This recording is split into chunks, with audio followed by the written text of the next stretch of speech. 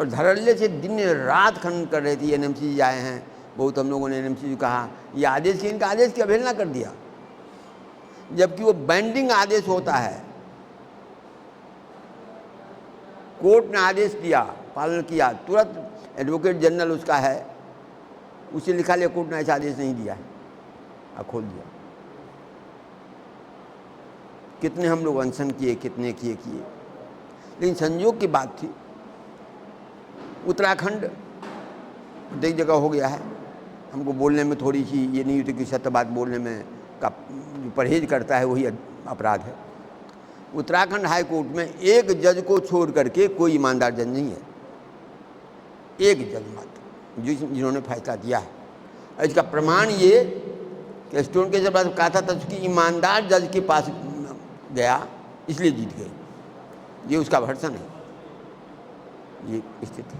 और इतना ही नहीं, इससे पहले 3 चीफ जस्टिस को जो पैसा खा लिया था उसे हम लोगों ने हाथ जोड़ के क्लिक कह दिया कि आप कृपया हमारा केस छोड़ दीजिए। उसके विरुद्ध हमने शिकायत की। 2 चीफ जस्टिस और एक एक्टिंग चीफ जस्टिस को कोर्ट से हमारा केस से हटना पड़ा। तब इनके कोर्ट में आया और ये एक ईमानदार जज बढ़िया से सुने। हमारा तो कोई वकील नहीं, आप जानते हैं हमारा महात्मा ही लड़ता है। 1 साल भी उसको अभी तक लॉ की डिग्री, लॉ का मतलब नहीं हुआ, 1 साल भी नहीं हुआ। फरवरी में इसको लाइसेंस मिला है, 1 साल नहीं हुआ। आइए आइए आइए आइए बैठिए, 1 साल नहीं हुआ है, बैठिए। और 2 लैंडमार्क डिसीजन, एक हाई कोर्ट से एक सुप्रीम कोर्ट से लिया। आज भी 2 बड़े वकील, हम तो लिखेंगे अभिषेक मनु सिंघवी को, चुल्लू भर पानी में डूब के मर जाओ, तुम लोगों को पैसा ही सब कुछ है, गंगा भी नहीं सूझा और केस भी नहीं दिखा, केस में कुछ था ही नहीं। और इसी तरह कि थोड़ा बच्चा है, इसको डांट, जो मैंने कह दिया था, यदि डांटे तो सीधा चढ़ बैठना, चुपचाप बैठ। यदि जज नहीं बोले तो उनको भी कह देना कि ऐसा आपको अधिकार नहीं है। आज तथ्य था, अभिषेक मनु सिंघवी बोले, ये बोलने लगा तो रोक दिया, नहीं रुका। चीफ जस्टिस बोले आप चुपचाप बैठिए, चुपचाप रहिए। मुकुल रोहतगी बोलने लगे, तब भी बोला कि हमारा 5 मिनट आपको सुनना ही होगा, पहले हमारा 5 मिनट आप सुनिए तब आगे बढ़िएगा। वो लोग मन बना लिया था इसके देने का। 5 मिनट में जब सब ये दे दिया, सब बात बता दिया और बोला, तब जज ने फाइल को लेके फेंक दिया और केस को डिसमिस किया। ये तो थे ही। हम तो बोल दिए थे कि यदि आज उल्टा डिसीजन देता है तो वहीं से बोल के आना कि सुप्रीम कोर्ट के विरुद्ध अनशन में बैठेंगे। गंगा किसी की बाप का नहीं है। जो गंगा के प्रति ये सब खिलवाड़ कर रहा है और कर रहा है, तो बहुत बड़ा अपराध कर रहा है। इनका परिणाम भारत भुगत रहा है, उत्तराखंड भुगत रहा है। देखते नहीं है आजकल उत्तराखंड कौन सा ऐसा दिन है, उत्तराखंड जैसी पवित्र जगह में, देवभूमि में आपदाएं नहीं आती हैं। कोई भी गांव सुरक्षित नहीं है, कोई भी गांव सुरक्षित नहीं है। कब किस गांव में बादल फट जाए और ये हो जाए। तो इस ढंग की जो स्थिति हो गई है उसका मुख्य कारण है हम अपने धर्म को भूल, ठीक है गुप्ता जी, हम अपने इसको भूल गए हैं, उसे याद दिलाना होगा और हम लोग इसके लिए प्रतिबद्ध हैं। आज का जो है ये तो एक आया, ये आज का मेरा विषय ये है कि गंगा, आज सानंद जी की बहुत बड़ी जीत हुई है। आज गंगा को, जिसे कि उत्तराखंड हाई कोर्ट ने गंगा और जमुना को लिविंग एंटिटी का दर्जा दिया था, उसे सुप्रीम कोर्ट ने स्टे कर दिया। और इसे स्टे के लिए देखिए क्या है, कितना बड़ा षड्यंत्र सरकार करती है। हमने उसमें भी कैबिनेट डाला तो यहाँ का जो वकील थे उत्तराखंड का, हमारा दयानंद था उस समय, उस दिन हाई कोर्ट में था। दयानंद को बोले कि आपका इसमें कैबिनेट है, लेकिन आप तो हम इसके लिए नहीं जा रहे हैं कि लिविंग एंटिटी दर्जा न हो, हम केवल इसलिए जा रहे हैं कि एडवोकेट जनरल को और चीफ सेक्रेटरी को जो ये इसमें गार्जियन बनाया है, वो तो गंगा नदी केवल उत्तराखंड से नहीं बहती है, तो सुप्रीम कोर्ट को कहेंगे एक ये बना, बोले इसमें हमारी कोई आपत्ति नहीं, और उसी पर सीधा स्टे कर दिया, और उस दिन से स्टे चला रहा है, और सुप्रीम कोर्ट के जज सब उसे देख रहा है।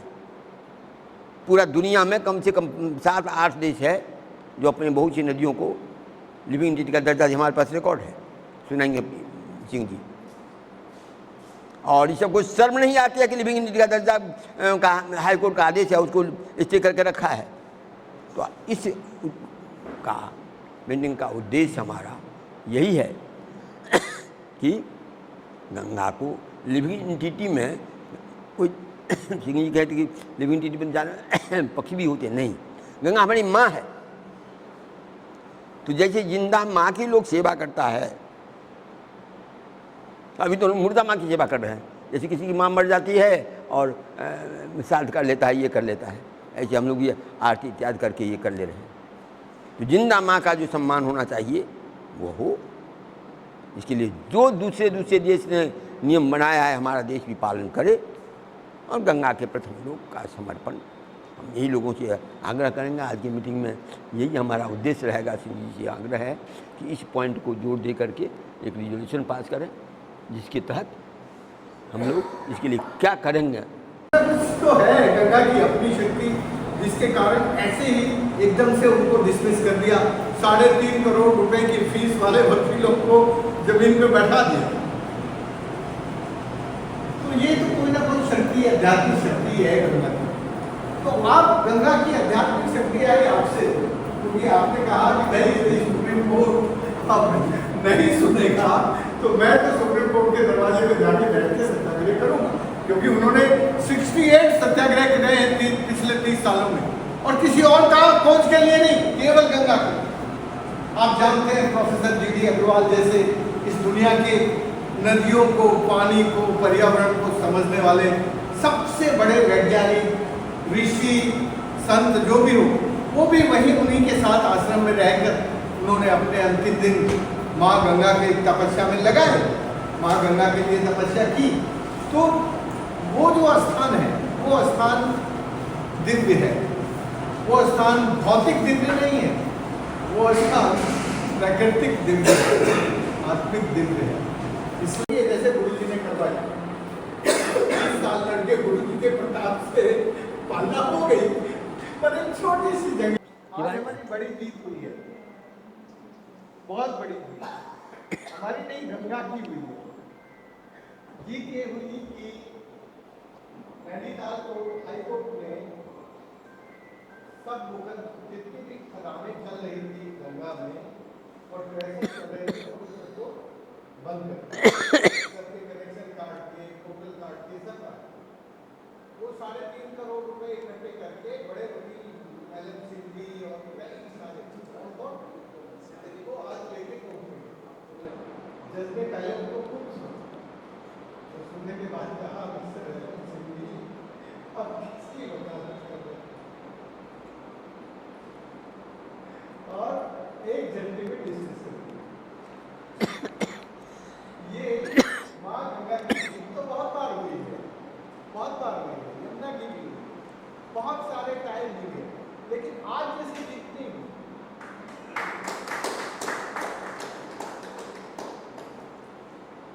मैं सोच रहा था ये आज अचानक ऐसी जीत क्यों होगी, तो मैंने स्वामी जी से कहा पहले ही ले आके बैठ जाते। इन्होंने कहा कि आज सुप्रीम कोर्ट ने यदि ठीक से नहीं सुना और हमारे फेवर में नहीं दिया, तो मैं सुप्रीम कोर्ट के सामने बैठ के ही सत्याग्रह करूंगा। आज नहीं होता तो हम यही से घोषणा करते हुए जाते। अब मैं सुप्रीम कोर्ट के सामने ही सत्याग्रह करूंगा उसके खिलाफ, क्योंकि बहुत 30 साल हो गए, तो कोर्ट तक तो ये आवाज गई होगी नहीं, पर भगवान ने जरूर पहुंचानी होगी, चीफ जस्टिस के मन में जरूर इस बात को बैठा दिया होगा, इसीलिए ये आज हमारी जीत हुई है। मैंने गुरु से कहा पहले ही आके बैठ जाते हैं तो हमारा बहुत सारे काम पहले से ही अच्छे हो जाते, पर आज की जीत मैं थोड़ा सा जरा कहूँगा स्वामी जी से, थोड़ी संक्षिप्त रिपोर्ट आज की जीत की, आज कैसे क्या हुआ अदालत में, क्योंकि मैं तो मानता नहीं ये केस को करके पल थोड़ा बैकग्राउंड भी दे देना पीछे के केस का, थोड़ा बैकग्राउंड भी दे देना।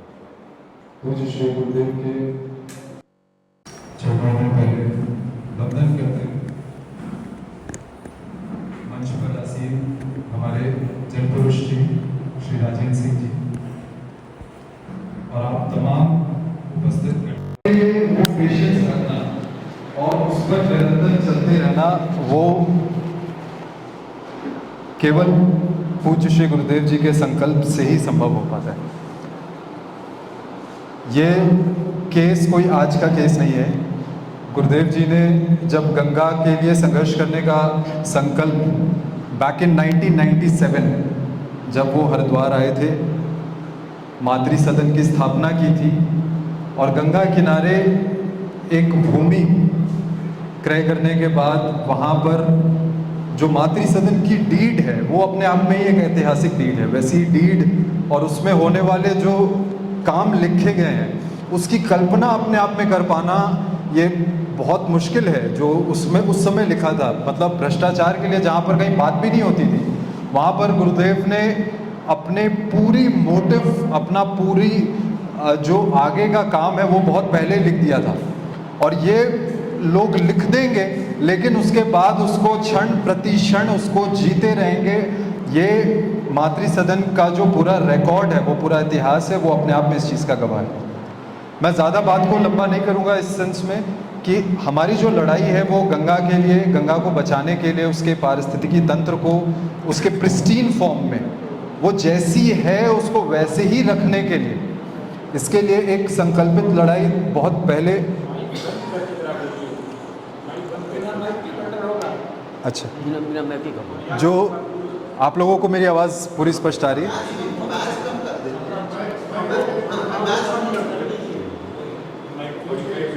थोड़ा दूर करके, अभी ठीक है? अच्छा ठीक, हाँ ठीक है, अभी आवाज़ ठीक आ रही है? ठीक। तो जो ये गंगा का जो ये क्षेत्र है जिसको बचाने के लिए ये पूरी लड़ाई शुरू हुई, ये एक बहुत ही स्ट्रैटेजिक क्षेत्र है। इसके आसपास बहुत बड़ा एक नेशनल पार्क है, गंगा की आस्था से जुड़ा हुआ क्षेत्र है, गंगा द्वार कहा जाता है हरिद्वार को। और जो वो लोकेशन है वो आज नहीं, सदियों से लोगों के हृदय में व्यंगमान है। वहाँ पर केवल आदमियों के लिए नहीं, केवल मनुष्यों के लिए नहीं, वहाँ पर देवी देवताओं ने, बड़े बड़े हमारे भारत के मनीषियों ने वहाँ तपस्या की।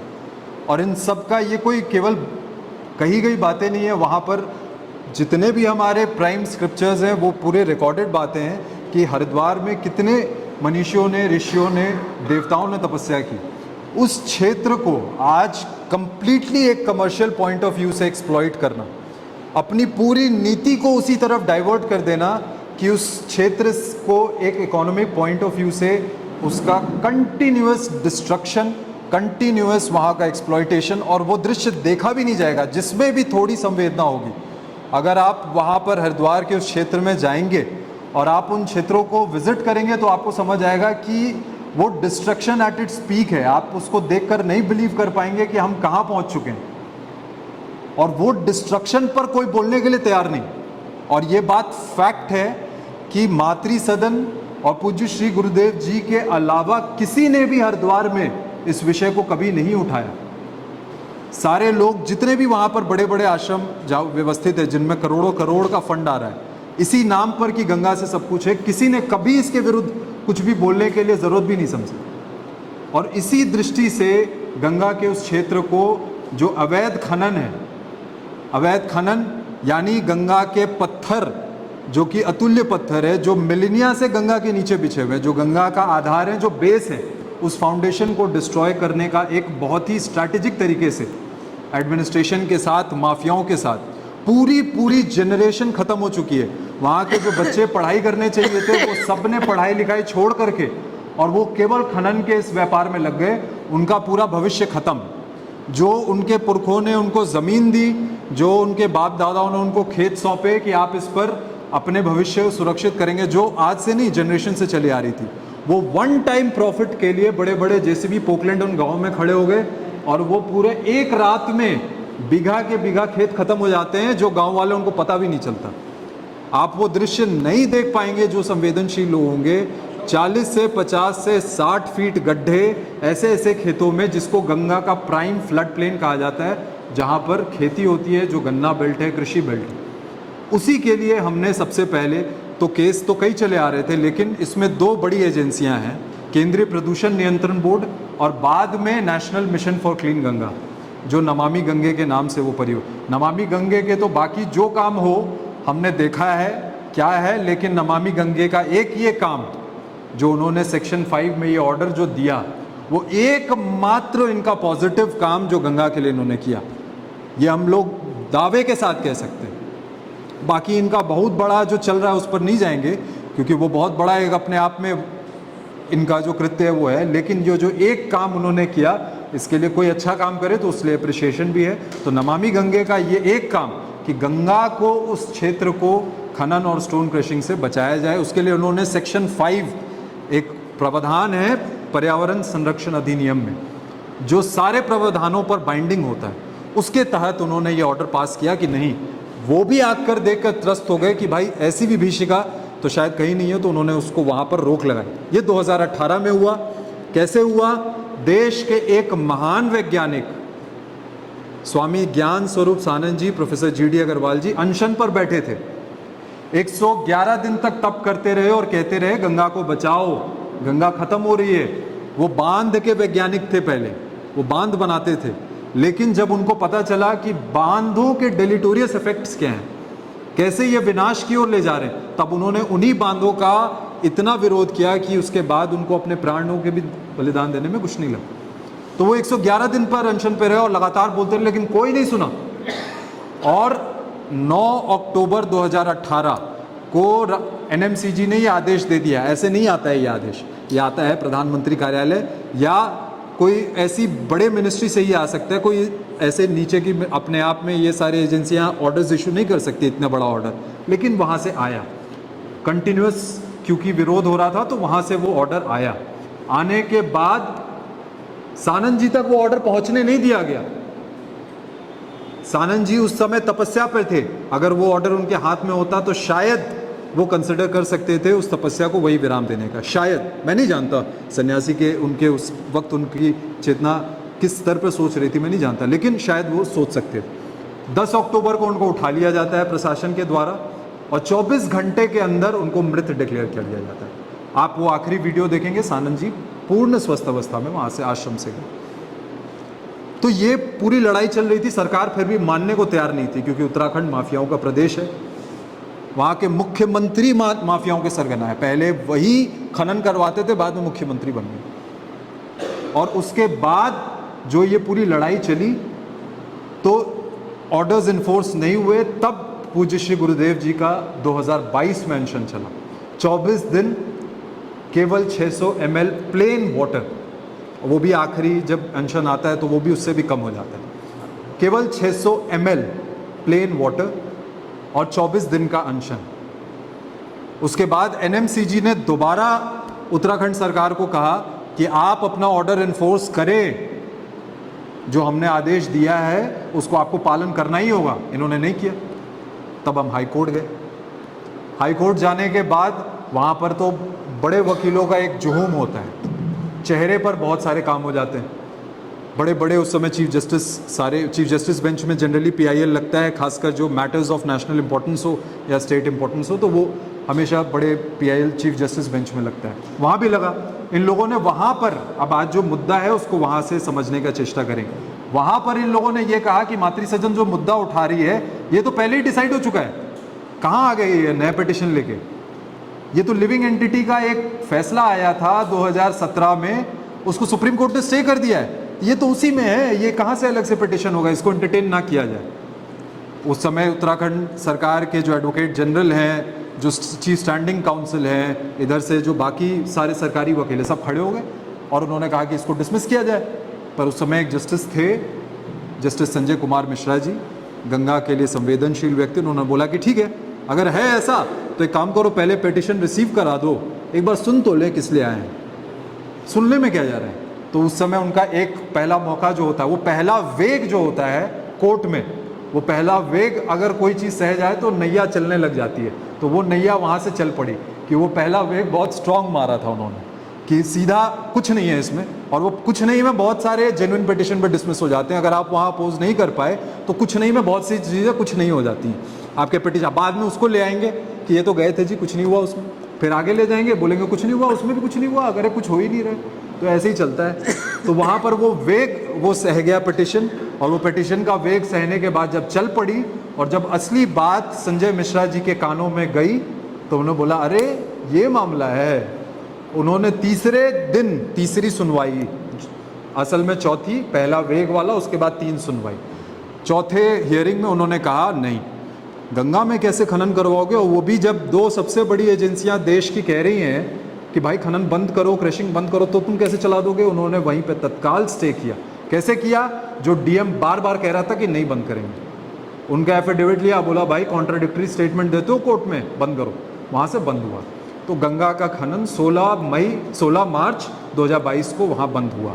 नहीं तो उससे पहले आप विश्वास नहीं करेंगे, हज़ारों ट्रैक्टर ट्रॉलियाँ हमारे देश की राष्ट्रीय नदी में घुस करके पोकलैंड मशीनों से, जेसीबी मशीनों से वो पत्थर निकाले जाते थे। 60-60 फीट के पिट्स वहाँ पर गंगा के अंदर क्रिएट किए जाते हैं, गंगा के अंदर नहीं कर रहे। आता हूँ आगे कहानी। तो ये पहला वेग था जो सहा गया। उसके बाद मैटर की सुनवाई चली, और सुनवाई होते होते इन लोगों ने कई सारे जो हाई कोर्ट, सुप्रीम कोर्ट के बहस चली। टोटल 29 आर्ग्यूमेंट्स जो ये उत्तराखंड हाई कोर्ट का ऑर्डर हुआ, 29 ऑर्डर्स इसमें हुए, और 2 चीफ जस्टिस जो कि सुनवाई ढंग से नहीं कर रहे थे, उनको मात्र एक को तो बाय लेटर्स गुरुदेव जी के एड्रेस से, और दूसरी जो चीफ जस्टिस थे उनको by way of an affidavit ये लिख के देना पड़ा कि आप न्याय नहीं कर रहे हैं, आप इस केस से हट जाइए, और उनको रिक्यूज करना पड़ा। एक ने तो कहा कि ठीक है, आपको लगता है कि दूसरे ईमानदार जज, हम लोग, हमें पता है कि दूसरे हैं कुछ, ऐसा नहीं है कि सारे लोग वैसे ही नहीं हो जाएंगे जैसा आप सोचते। तो उसमें उत्तराखंड हाई कोर्ट के द मोस्ट ऑनेस्ट जज, उनके पास डिवाइन कृपा से, क्योंकि गंगा माँ को अपना भी तो इतने संघर्ष के बाद एक गुरुदेव की कृपा से काम होना था, तो मोस्ट ऑनेस्ट जज के पास में तकरीबन 18 हियरिंग्स के बाद ये केस गया। और उसके, क्योंकि रोज डिसमिसल पे ही बहस होती थी, आज खारिज करें कल खारिज करें, बताओ क्या करें, 2-2 ढाई घंटे की बहस होती थी। और उसके बाद केवल यही था कि आज बताओ, आज तो कुछ मेरिट नहीं है, आज तो कुछ नया नहीं है। और इसमें जो इन्फॉर्मर्स, जो हरिद्वार के इन्फॉर्मर्स, जो सच्चे लोग कुछ होते हैं मुट्ठी भर जो संपर्क में आ जाते हैं, वो अपनी जान पर खेल कर, कट्टों से लड़ाई, माफियाओं के कट्टे होते थे, तब भी वो रात में जा कर के वो वीडियोस बनाते थे कि कैसे पोकलैंड चल रही है, कैसे जेसीबी चल रही है। जब गंगा में खनन बंद हुआ तो गंगा का जो फ्लड प्लेन है उस पर इन लोगों ने पोकलैंड और जेसीबी चलानी शुरू कर दी, और उस पर जो किनारे 60-70 फीट के गहरे पिट्स खोद दिए थे, और लोगों के, किसानों के खेत बर्बाद हो रहे, और बहुत गांव के गांव बर्बाद हो गए। कई फ़ोन आते थे, नहीं सुने। तब मैठानी जी ने इस मुद्दे को पकड़ा, जब हमने उठाया कि 48 स्टोन क्रशर 2017 में बंद हुए थे, फिर इन लोगों ने अवैध ढंग से खोल दिया। मैठानी जी ने इस बात को पकड़ा, कैसे खोल दिया। बात आते आते आई कि एडवोकेट जनरल ऑफ उत्तराखंड, जो अभी भी एडवोकेट जनरल है, उन्होंने अपना झूठा लीगल ओपिनियन, गलत लीगल ओपिनियन अपने लेटर पैड पे दिया, और स्टेट के फेवर में उसको खोलने का आदेश दिया, जिसके, क्योंकि उत्तराखंड सरकार को तो चाहिए था कि कोई लिख के दे दे। उससे पहले उनके अपने लीगल डिपार्टमेंट ने मना कर दिया, नहीं खोल सकते, हाईकोर्ट का ऑर्डर है, मत खोलो। लेकिन जब नहीं खोलता है तो ये लोग विच हंटिंग करता है, कौन लिख के देगा कि खोल दो। तो इनके एडवोकेट जनरल ने लिख के दे दिया, खोल दो। अब एक बात और है इसमें कि जजों से बड़े ये अब एडवोकेट जनरल और इनके वकील हो गए, क्योंकि ये अपने लेटर पैड पे कोर्ट का जजमेंट ओवरटर्न कर देते हैं। तो ये हुआ, और ये हमारे सामने प्रत्यक्ष हुआ। मैठानी जी ने इस इलीगैलिटी को देखा, और इसके बाद उन्होंने 2.5 घंटे फिक्स किए बहस के, कंटिन्यूअस बहस के बाद फिर उत्तराखंड हाई कोर्ट को ये इलीगैलिटी समझ आई। स्टोन क्रशर्स ने अपने सारे सुप्रीम कोर्ट के सीनियर वकील वहाँ जाते थे उत्तराखंड हाई कोर्ट में बहस करने, उन्होंने सबको फ्लाइट की टिकट और सबसे दे के बहस पर बुलाए। फिर भी 30 जुलाई 2025 को उत्तराखंड हाई कोर्ट ने फैसला दिया कि 48 स्टोन क्रशर, 121 हैं अभी, और लड़ाई कंटिन्यूड है। 48 जो तुमने पहले गलत खोल दिया था, इसको तत्काल पहले बंद करो, और तुम अपने ये बिजली पानी, ये नाटक जो सीलिंग का नहीं होगा, बिजली पानी सारे कनेक्शन काटो, इन क्रशर्स को बंद करो। तो यहाँ से लेकर के वो पहले वो बंद हुआ। जैसे ही बंद हुआ तुरंत खबर आ गई, फ़ोन पे फ़ोन आ रहे थे कि ये लोग सुप्रीम कोर्ट जा रहे हैं, और तय हो गया कि ये तय हो गया, इस मीटिंग में इतने पैसे जमा हो गए, ये तय हो गया, वो तो हो गया। 33 स्टोन क्रशर सुप्रीम कोर्ट आए, और प्रत्येक स्टोन क्रशर से जो हमारी इंफॉर्मेशन है 10 लाख रुपए लिए गए। 3 करोड़ 30 लाख रुपए वकीलों की फीस। हमें आश्चर्य हुआ कि ऐसे कौन सा वकील खड़ा कर रहे हैं भाई, कौन ले लेगा इस तरह के लोगों का केस जो वहाँ पर केस लेकर के और इस तरह के लोगों को डिफेंड करेंगे। हमें समझ नहीं आया कि 3.5 करोड़ रुपए किस लिए जमा हो रहे हैं, और ये कई लोगों से हमें सूचना है कि बहुत बड़ा अमाउंट जमा हुआ है इसको चैलेंज करने के लिए। आज वो बहस थी, आज सुप्रीम कोर्ट में वो डेट लगा था honourable the chief justice BR Gavai, उनके साथ जस्टिस अंजारिया जी, और उनके यहाँ वो आज केस लगा था, आज लिस्टेड था 12 नंबर पे मैटर। हमें पिटिशन मिल चुका था। इन लोगों ने अपनी जो पूरी कहानी होती है, बड़े वकीलों का चेहरा चलता है, ये सब जानते हैं, ये फैक्ट किसी से छुपा हुआ नहीं। हमें भी लग रहा था कौन आएंगे भाई, पहले इन लोगों ने पास ओवर किया, आज सुबह पहले जब सुनवाई शुरू, आज ही थी सुनवाई, और पास ओवर हुआ तो हमने देखा 2 वकील थे जिनको हम जानते भी नहीं थे, तो हमने बोला कि भाई ये लोग बहस करने आ रहे हैं तो ठीक है, कोई क्या है। तब तक मैं पास ओवर हुआ तो समझ आ गया कि किसी सीनियर को लाने की तैयारी है, और ये हमें पहले भी बता दिया गया था कोई सीनियर ही बहस करेंगे, इसमें ऐसे कोई आम वकीलों को नहीं लाएंगे किसी को। तो हमने कहा ठीक है। तो जब गए तो देश के 2 सबसे नामी गिरामी वकील खड़े थे स्टोन क्रशर्स को डिफेंड करने, डॉक्टर अभिषेक मनु सिंघवी जो स्टोन क्रशर्स के लिए खड़े थे, और स्टेट के लिए खड़े थे देश के दूसरे नामी गिरामी वकील doctor Shri Mukul Rohatgi ji, state of Uttarakhand के पॉलिसीज़ को डिफेंड करने के लिए। दोनों देश के टॉप 5 लॉयर्स में तो गिने जाते ही हैं, इसमें तो कोई दो राय नहीं है। और इनमें सबसे पहला जो फिर से वो टैक्टिक्स होता है वो वेग, कि पहला जो होता है जज को चेहरा दिखाओ कि कौन है, और दूसरा होता है कि कुछ ऐसी बातें बोलो कि जज फिर पलने पलटने लगे, कंफ्यूज हो जाए। क्योंकि सुप्रीम कोर्ट में सब जानते हैं इतने मैटर्स होते हैं कि आपके पास में वो 2 मिनट होते हैं अपनी बात को कैच करवाने के, वो पॉइंटर्स होते हैं। तो उन लोगों ने उसी बात को रखा कि भाई ये कैसे इसको कंफ्यूज किया जाए। वो आर्ग्यूमेंट शुरू ही वहाँ से हुआ कि कुछ नहीं है, स्टोन क्रशर का तो कभी कोई ऑर्डर ही नहीं हुआ, और इसी बात पे फिर पन्ने पलटाने लगे। हमने पहले इंटरवीन किया तो बोला कि भाई तुम तो अभी इनको रिस्पॉन्ड करने दो, अब चीफ जस्टिस हैं। भाई ठीक है, चीफ जस्टिस ने कहा।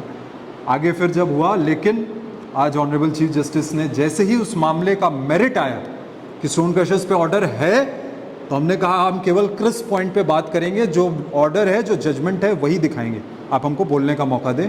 आई am the original petitioner, I am the caveator here, और ये लोग केवल ओरिजिनल पिटिशन में रिस्पोंडेंट्स थे, इनको पूरा सुना जा चुका है, तब जजमेंट आया। वो क्रिस बिंदु को जैसे ही उन्होंने सुना, आज उनकी वो विद्वत्ता सामने थी कि उन्होंने तुरंत उस पॉइंट को पकड़ लिया जो बिंदु था। क्रशर पे ऑर्डर है, सेक्शन 5 में ऑर्डर है, तुमको पालन करना पड़ेगा, तुमको अच्छा लगे ना लगे, तुम्हारे लिए बाइंडिंग है। और उन्होंने फिर उसको सुनने के बाद, कंटेस्ट करने के बाद उन्होंने उसको डिसमिस किया। स्टोन क्रशर्स का ये जो पूरा वेग था, ये पहला वेग लगाया पूरा इसमें, क्योंकि इसमें ही होता है ये चेहरा, ये सब कुछ। तो इसमें केवल इतनी बात थी कि जो बात सच है वो तो सच ही रहेगी, जो फैक्ट नीचे की कोर्ट में सही थे वो सुप्रीम कोर्ट में भी सही ही रहेंगे। तो ये पूज्य श्री गुरुदेव गंगा माँ की जय, और कोर्ट के अंदर ये बात गंगा माँ की जय बोलते हुए ही निकले कि गंगा माँ की जय होनी थी। और उसके साथ में फिर ये सारे गंगा प्रेमियों के लिए और सबके लिए पूज्य श्री गुरुदेव के लिए सेहरा बंधा है, उसके लिए बधाई। पर अभी प्राकृतिक जीत हमारी नहीं है, प्राकृतिक न्यायालय में लड़ाई बहुत दूर तक जाने में। इसलिए तो गुरु जी मैं तो कहता हूँ, अभी कहाँ आराम बड़ा, ये मूक निमंत्रण चलना है, अभी तो मीलों हमको चलना है। अगर गंगा को बचाना है तो अभी ये सफलता बहुत अच्छी है, इससे उत्साह मिलता है, एक पड़ाव है। अभी ब्रह्मचारी जी कह रहे थे कि एक वेग था, तो हमारे सामने भी एक वेग तो आ गया है सर्वोच्च न्यायालय का, भाई यहाँ मानना है। पर इस वेग को आने में 3 साल लगे ना ब्रह्मचारी जी, 22 में तय किया था, 17 में तय किया था, तो 8 से 3 साल के बीच में हमको सर्वोच्च न्यायालय से ये ताकत मिली।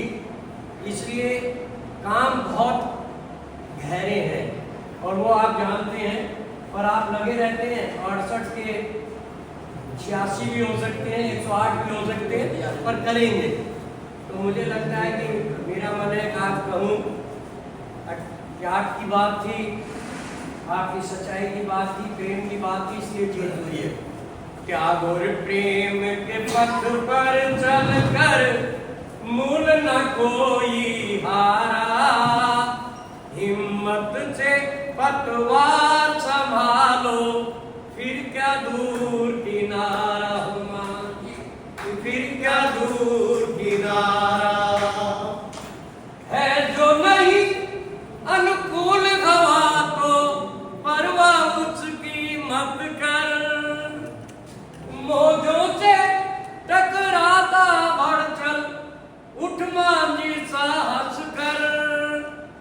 धुंध पड़े या आंधी आए, उमड़ पड़े जलधारा, हिम्मत से पतवार संभालो, फिर क्या दूर किनारा हो माई, फिर क्या दूर किनारा।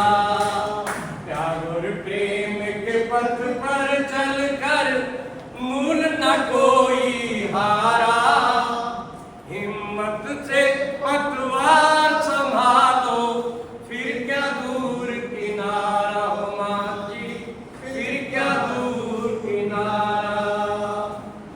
दरियाओं की छाती पर था तुमने होश संभाला, धराली हो गया, धराली के बाद थराली हो गया। ब्रह्मचारी जी दोनों में वेग था ना, तो आपके इस वेग से पहले दो वेग बड़े अच्छे दिखा दिए, धराली के और थराली के। धराली चमोली में, धराली अपने घाटी के पास में, और दोनों बाजार ऐसे चले गए मालूम नहीं पड़े। तो एक तरफ प्रकृति भी हमको साथ दे रही है, और दूसरी तरफ सर्वोच्च न्यायालय ने भी आपके सामने कहा है सत्याग्रह का मन बना जीत हो गई। तो जब भी मन बनता है किसी चीज का तो उसके लिए हो जाती है। तो दरियाओं की छाती पर था तूने होश संभाला, लहरों की थपकी से सोया तूफानों ने पाला, जी भर खेला खेल भंवर से बचपन मस्त गुजारा, हिम्मत से पतवार संभालो, फिर क्या दूर किनारा हो मांगी, फिर क्या दूर किनारा। प्यार और प्रेम के पथ पर चल कर मूल न कोई हारा, हिम्मत से पतवार संभालो, फिर क्या दूर किनारा हो मांगी, फिर क्या दूर किनारा। हाथ लगा विश्वास को पकड़े, 68 सत्याग्रह, 30 साल का जीवन विश्वास के सहारे जिया होगा, नहीं तो 1.5 हड्डी की पसलियां हैं, उसके बावजूद भी कहीं से भी डर नहीं लगा। खनीन के खिलाफ बोलना, यहाँ तो सड़क टूट जाती है, उसके विरुद्ध बोलते हुए गुरु जी डर लगता है, धमकी आ जाती है, चुप हो जा, नगर निगम मार पिटवा देगी। ये दिल्ली में हुआ है, छोटे छोटे लोगों को धमकी आती है, क्यों डॉक्टर साहब आती है ना कभी कभी। तो ये जो स्थिति है उसमें हाथ लगा विश्वास को पकड़े, खोल की वैया लंगर, मदद मल्लाहों की करता आया है मस्त कलंदर, जाने अकेली पर रख कर लाखों को तूने तारा, हिम्मत से पतवार संभालो, फिर क्या दूर किनारा हो मांगी, फिर क्या दूर किनारा। प्यार और प्रेम के पथ पर चल कर मूल न कोई हारा, हिम्मत से पतवार संभालो, फिर क्या दूर किनारा हो मांगी, फिर क्या दूर किनारा। एक बात मेरे दिल की है, कहना चाहता हूँ, दोबारा उठना नहीं चाहूंगा।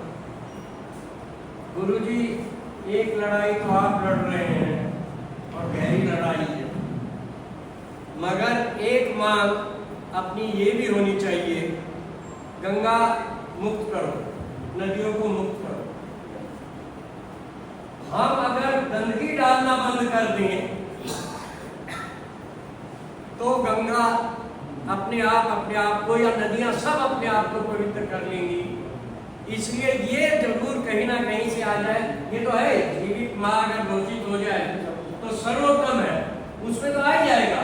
पर गुरुजी इतनी जल्दी मानने वाले लगते नहीं हैं। इसलिए हम ये कहें भाई कम से कम इतना ही कर दो, अगर जमुना में 22 नाले गिरते हैं, ये डालने बंद कर दो भाई, तो जमुना बच जाएगी। और नहीं तो ये आएंगे जाएंगे और कुछ होने वाला नहीं। तो हम ये स्टेप भी चलता रहे, और ये मुख्य मांग है।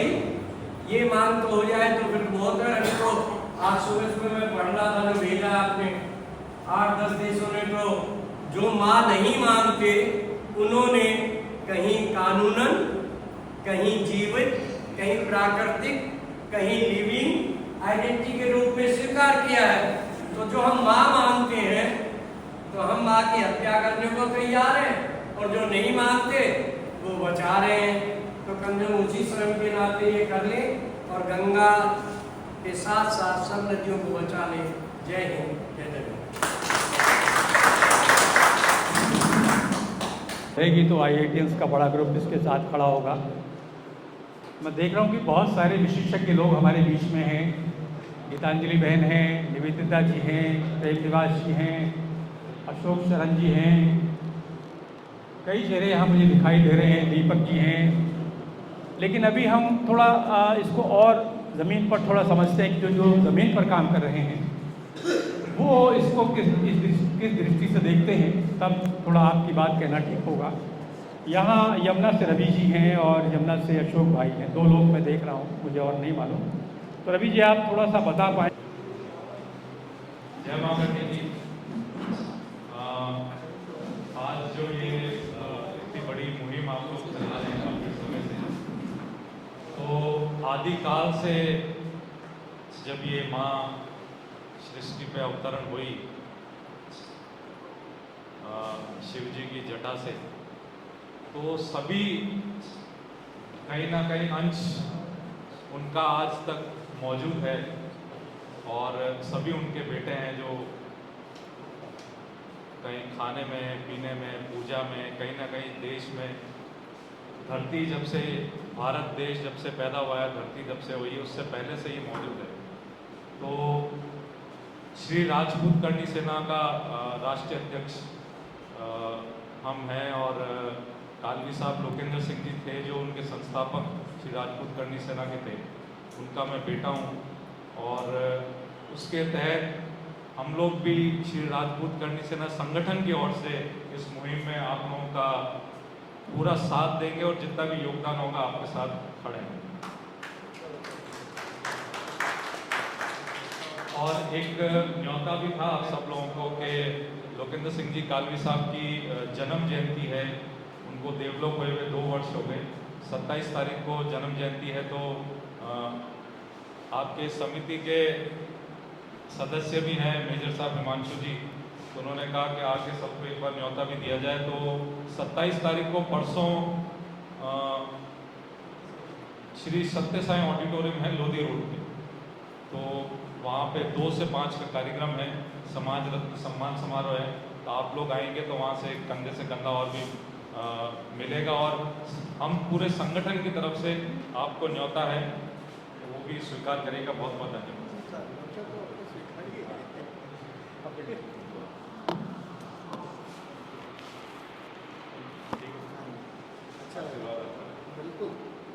बहुत हम आपको छोटा नहीं करना चाह रहे हैं, इसलिए वैसे चीज़ में नहीं, लेकिन गंगा जी के उसमें विशेष सेवा के लिए, और यहाँ कई प्रमुख लोग हैं जिनको आप उचित समझेंगे।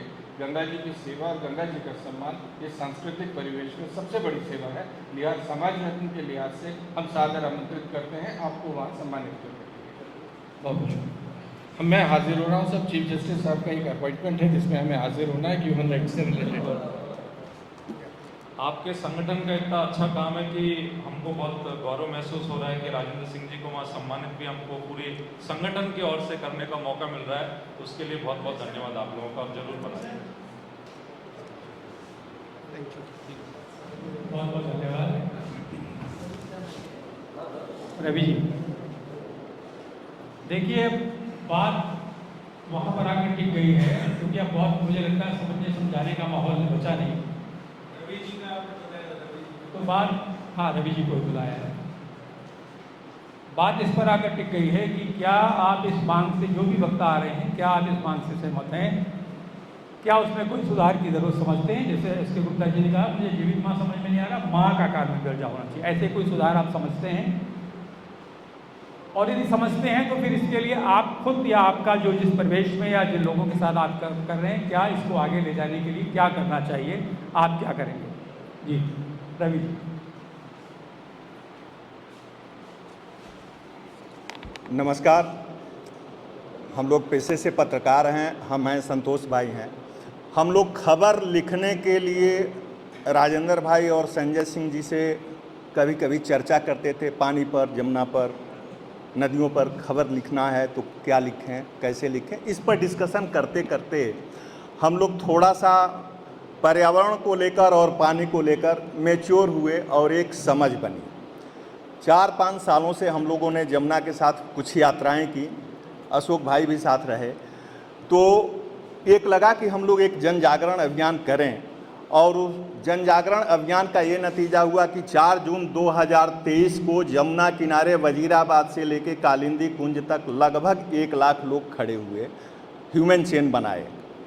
जन जागरण अभियान भी हुआ और उस जन जागरण अभियान का नतीजा कमोबेश यह निकला कि दिल्ली में पिछले विधानसभा चुनाव में जमुना जी पॉलिटिकल मुद्दा बनी, उस पर राजनीति भी हुई। अब मैं 3 नवंबर से यमुना जी को लेकर एक भिक्षाटन अभियान पे निकला हूँ। आने वाले 3 नवंबर को एक साइंटिफिक और धार्मिक दोनों दृष्टि से एक बहुत बड़ा कॉन्क्लेव, यमुना कॉन्क्लेव होगा यमुना के किनारे। आप सभी लोग आमंत्रित हैं। यमुना जी, अभी कुछ साथी बोल रहे थे कि गंगा जी शिव की जटा से निकली हुई हैं, तो यमुना जी श्री कृष्ण की प्रेयसी हैं। गंगा जी ज्ञान की नदी हैं, तो यमुना जी प्रेम की नदी हैं। आज का विषय है यमुना जी, गंगा जी जीवंत नदी के तौर पे घोषित किए जाएं। तो मेरा मानना है कि जन्म देने वाली माँ तो चली गई, जीवन देने वाली माँ यह नदियाँ ही हैं। जिसकी माँ होंगी वो कुछ दिन बाद चली जाएंगी, लेकिन ये नदी रहेगी। तो इस जीवन देने वाली माँ के लिए कानूनी लड़ाई भी लड़ना पड़े, या दुर्भाग्य की बात है, लेकिन इसके लिए जितना भी हो सकेगा राजेंद्र भाई, हम लोग पूरे ताकत के साथ लगेंगे। सुप्रीम कोर्ट से भी लड़ना होगा तो लड़ा जाएगा, और सभी सांसदों के साथ एक अभियान चलाकर कि आप सुप्रीम कोर्ट में जाने की नौबत ही ना आए, एक आप लोग खुद बिल लेकर आए और कहें कि जमुना जी और गंगा जी और सारी नदियाँ, यह 2 ही नदियाँ क्यों, सारी नदियाँ जीवंत नदी हैं। आपके पत्रक को पढ़ा था, कोई मंदिर है, ट्रस्ट है, कंपनी है, तो वह जीवंत नहीं होता तो फला कंपनी बनाम फला कैसे मुकदमा दर्ज होता। तो गंगा के प्रति, जमुना के प्रति इस तरीके का भाव तो होना ही चाहिए, और हम लोग इस लड़ाई में बहुत ही मजबूती से लड़ेंगे और ताकत से लड़ेंगे। बहुत बहुत धन्यवाद। बहुत अच्छा, बहुत धन्यवाद। यमुना को लेकर यदि यहाँ का आप इस, देखिए हमारे 3 ही प्रश्न हैं सबसे मूलभूत। क्या आप इससे सहमत हैं? यदि सहमत हैं तो क्या सुधार इसमें समझते हैं, या आप इसमें और आगे ले जाने में क्या करने की ज़रूरत है, और आप खुद क्या करेंगे? स्वामी जी प्रणाम, भाई जी जय श्री राम। मित्रों, इस अभियान की जो शुरुआत है, हम जन जन में गंगा यमुना माँ जगाएं, और इसका अभियान हमने स्कूल के छोटे छोटे बच्चों पे शुरुआत करी है कि वो यमुना उनके अंदर जागे, उनके अंदर गंगा जागे, वो प्यार करें, नदी के किनारे आएं। मित्रों, जब तक हम लोग नदी के किनारे नहीं जाएंगे, और यहाँ कुछ साथी हैं जो हमारे साथ आते रहते हैं नदी में, शर्मा जी हैं, अपने पत्रकार साहब हैं, तो तो आप लोग नदी के किनारे आओ। जब तक आप नदी के किनारे नहीं आओगे, सत्य को छिपाना नहीं पड़ेगा। सत्य जैसे आग है ना, वो जागती है, वो जो छू लो तो महसूस कराती है। ऐसे ही हम पूरे भारत के अंदर अपने नदियों के प्रति वो माँ भाव जगा दें। है तो अकेले प्रहलाद ने जगा दिया, हम तो इतने सारे लोग हैं। राक्षस के अंदर भगवान जगा दिया, तो हम लोग तो राक्षस नहीं हैं, इंसान हैं, तो हमें जगाना होगा मित्रों। और मैं तो स्वामी जी को बहुत दिनों से देखता पढ़ता रहता हूँ, मगर आज मेरा सौभाग्य मिला। अभी पाठक जी ने लाइव डाला तो मैं दौड़ा दौड़ा चला आया। स्वामी जी की वजह से मैं आज यहाँ दर्शन करने आया हूँ, क्योंकि मैं किसी सभाओं में नहीं जाता, क्योंकि हमारी हवा में नहीं, हमें तो गंगा के किनारे, यमुना के किनारे स्वच्छ वातावरण पैदा करना है और लगे हैं। बाँट लो ना 1-1 किलोमीटर। मैं स्वामी जी यमुना के किनारे 1.5 किलोमीटर करीब 40,000 पौधे हैं। उस पौधों के अंदर कम से कम लाखों पक्षियों का निवास है और वो पवित्र वातावरण हो। और प्रतिदिन वहाँ श्री यमुना महारानी की आरती होती है, प्रतिदिन श्री रामचरितमानस का पाठ होता है, क्योंकि मैं ये शरीर अयोध्या का है और एक भाव है, मुझे रामचरितमानस पे बहुत विश्वास है। मैं रामचरितमानस के माध्यम से कृष्ण और राम से गुहार करता हूँ। किससे आवाज़ करें? उस ईश्वर से आवाज़ करते हैं कि हमारी नदियाँ अविरल और निर्मल हो और सबके अंदर माँ यमुना और गंगा के प्रति प्यार पैदा हो। तो स्वामी जी, हमने तो आपको दूर से पढ़ा सुना है, आज बड़ा नज़दीक से आपको देख रहा हूँ, मगर मेरा जो शरीर है, जो भी वो जितना शेष आयु है आपके साथ है। और आपके साथ दिल्ली का हम एक कार्यक्रम करेंगे जो यमुना के ऊपर है। स्वामी जी, इससे चौगुनी लोग होंगे। करीब यमुना के किनारे 1000 के करीब लोग प्रति रविवार को यमुना जी की सेवा करते हैं। और आज गंगा से ज़्यादा यमुना के नाम की हलचल है। पहले यमुना निर्मल होगी, फिर गंगा निर्मल होगी। जय यमुना मैया। बहुत बहुत धन्यवाद। अभी जरा ज़मीन को तलाश रहे हैं, तो इसलिए थोड़ी ज़मीन तलाश ले लीजिए। और उसमें मैं आमंत्रित कर रहा हूँ उत्तराखंड के भोपाल भाई, आप आइए,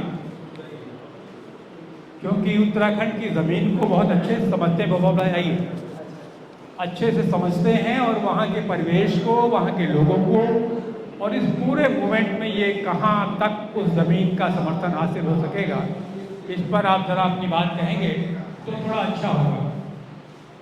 मैं राजेंद्र भाई साहब का धन्यवाद दूंगा और आप सब लोगों का धन्यवाद दूंगा। और राजेंद्र सिंह भाई साहब ने अभी एक चर्चा करी कि भोपाल सिंह, हम तुम्हारे पहाड़ में, तुम्हारे उत्तराखंड में आए थे और वहाँ के उत्तराखंड के लोगों ने हमारे खिलाफ हमें वहाँ से भगाया। क्या भैया ये बात सत्य है या नहीं है? पुरानी बात है ना? नहीं छोड़ना नहीं, मैं उसको पूरा जवाब दूंगा कि नहीं, उसका मैं आपको पूरा इसलिए जवाब देना चाह रहा हूँ रमेश भाई कि क्या हुआ था, थोड़ा पूरा प्रकरण तो समझ लो। हुआ क्या था, कुछ लोगों को पता भी नहीं होगा। नहीं, मैं इसलिए कह रहा हूँ कि ताकि आप लोग आगे के लिए सतर्क रहें कि हमारे साथ ऐसा ना हो जैसा राजेंद्र सिंह भाई साहब के साथ में हुआ। मातृ सदन के साथ में भी यही हुआ, GD अग्रवाल जी के साथ में भी यही हुआ, निगमानंद जी के साथ में भी यही हुआ, और अन्य जितने भी हमारे संत मातृ सदन में शहीद हुए सबके साथ यही हुआ। इसलिए मैं उस बात का आप लोगों को बता देना चाहता हूं कि हमारे जो पहाड़ में है, ये जो बांध है ना, ये जो बांध बन रहे हैं, जिसको आप लोग विकास बोलते हैं, विकास, जो आजकल सुरंगें बन रही हैं जिसे आप लोग विकास बोलते हैं, जो ऑल वेदर रोड बन रही है जिसे आप विकास बोलते हैं। आज उत्तराखंड की सारी जितनी रोडें ऑल वेदर है बंद पड़ी हुई है। जाके बद्रीनाथ जाके दिखा दो जरा, आपको 4-4 दिन तक वेट करना पड़ेगा। ये विकास है? आप जो है ट्रेन ले जा रहे हो। भारत के अंदर एक ऐसा राज्य उत्तराखंड, हमारा पहाड़ एक ऐसा राज्य था कि 50-60 साल के बाद जब मनुष्य बुजुर्ग हो जाता है तो वानप्रस्थ जीवन में जाने का प्रयास करता है। वानप्रस्थ जीवन के लिए उनके लिए सबसे सुरक्षित, सबसे अच्छी और सबसे शांतिपूर्ण जगह कहाँ है? बताओ कहाँ है? उत्तराखंड में है ना। लेकिन आज उत्तराखंड के अंदर, बद्रीनाथ के अंदर आप जाके देखिए, विकास के नाम पे पूरे बद्रीनाथ के इधर से उधर पलट दिया। वहां पे ट्रेनें ले जाई जा रही है ताकि पूरा देश इधर से आके हमारे पूरे बद्रीनाथ में पूरे पहाड़ को खत्म कर दे। और इतनी सारी सुरंगें बन गई, और जिस दिन उसके ऊपर ये रेलगाड़ियां, ये सुरंगें जब चलेगी और जब धरती पे कंपन होगा, कंपन, तो उस पर दरारें पड़ेगी। उन सुरंगों पे ड्रिफ्ट जो बन रही उन पर दरारें पड़ेगी, पानी घुसेगा। और उसके बाद जो थराली के अंदर हुआ, जो धराली के अंदर हुआ, जो जोशीमठ के अंदर हुआ, या अन्य जगह रोज हो रहा है, वही हश्र हमारे पहाड़ में होगा। पहाड़ बचेगा तो तुम्हारा पूरा देश बचेगा।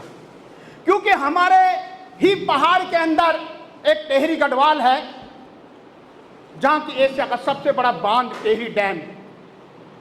अब उसको बांध नहीं, उसको एटम बम बोलते हैं, एटम बम।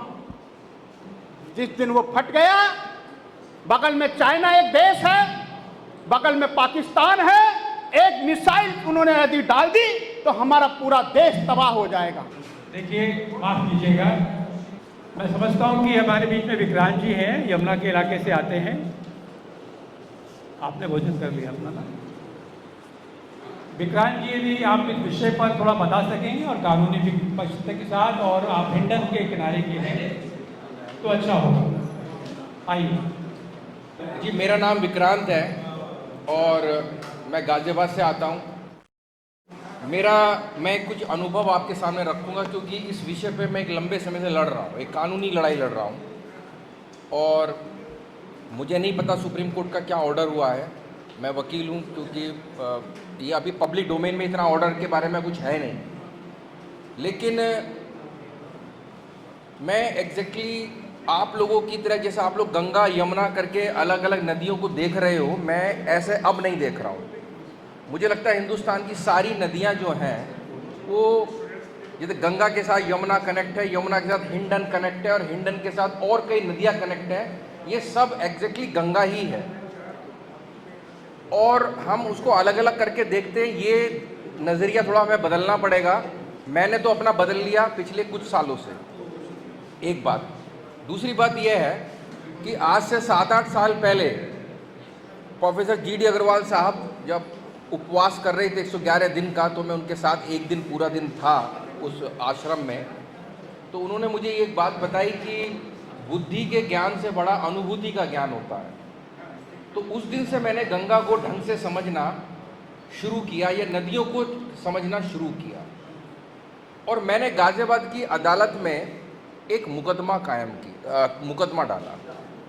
जब पुलिस कोई FIR दर्ज नहीं करती है, कानून के प्रावधानों का पालन नहीं करती, तो हम 156(3) CRPC का एक प्रोविज़न है, उसके तहत मैंने मुख्य न्यायिक मजिस्ट्रेट की अदालत में गाजियाबाद नगर निगम और उत्तर प्रदेश सरकार को हत्या का दोषी मानते हुए कि लोग मर रहे हैं, और वो दोषी है क्योंकि नगर निगम को कई बार इलाहाबाद हाई कोर्ट ने ये ऑर्डर किया था कि आप STP लगाओ, और वो STP नहीं लगा रही थी।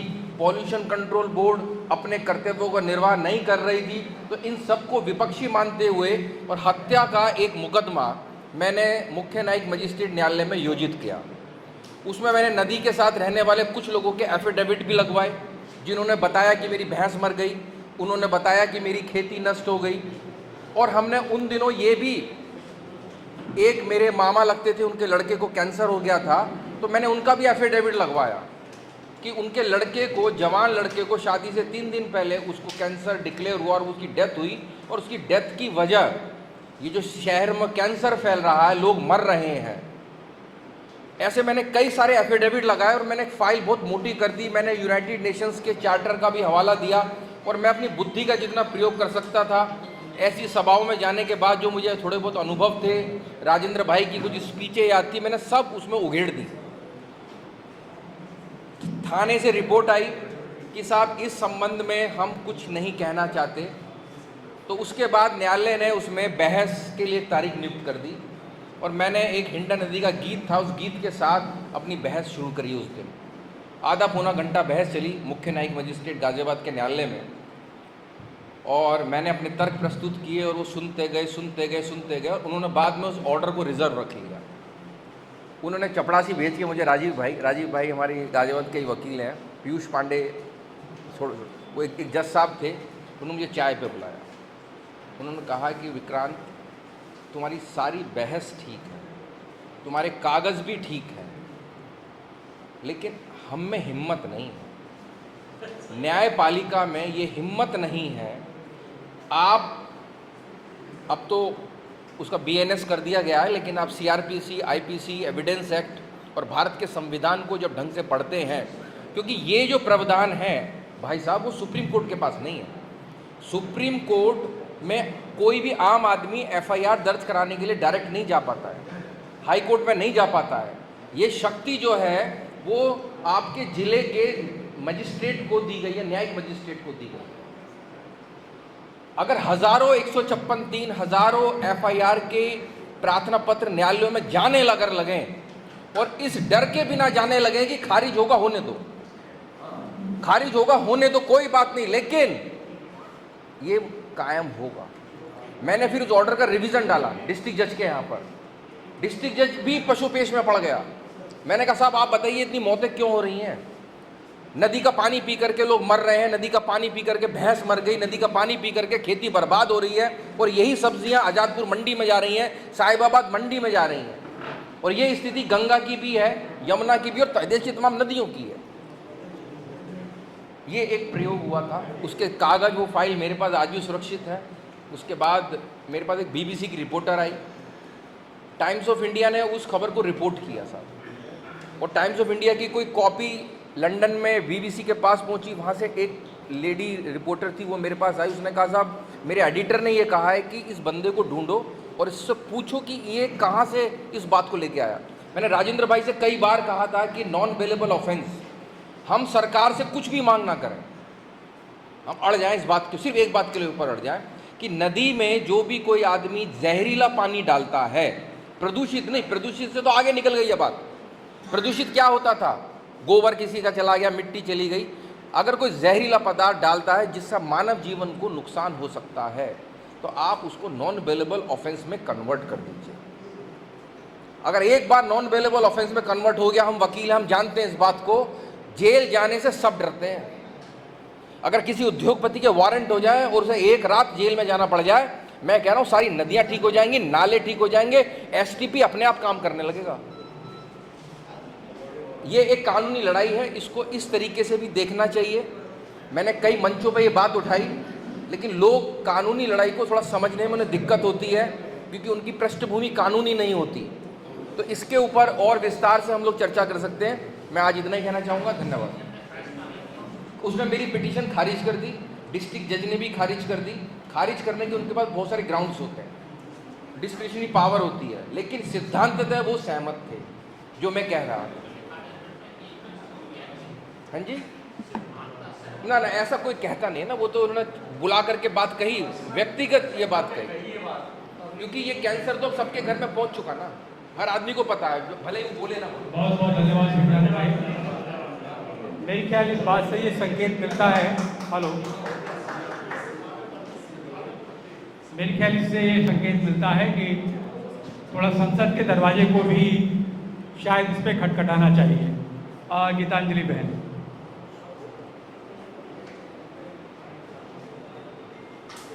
थोड़ा निवेदन यही है कि बात को फोकस करें और जो विषय है उसी पर हम उसमें थोड़ा अपने अनुभवों से जो मार्गदर्शन या सुझाव देखते हो उस पर ही फोकस करें।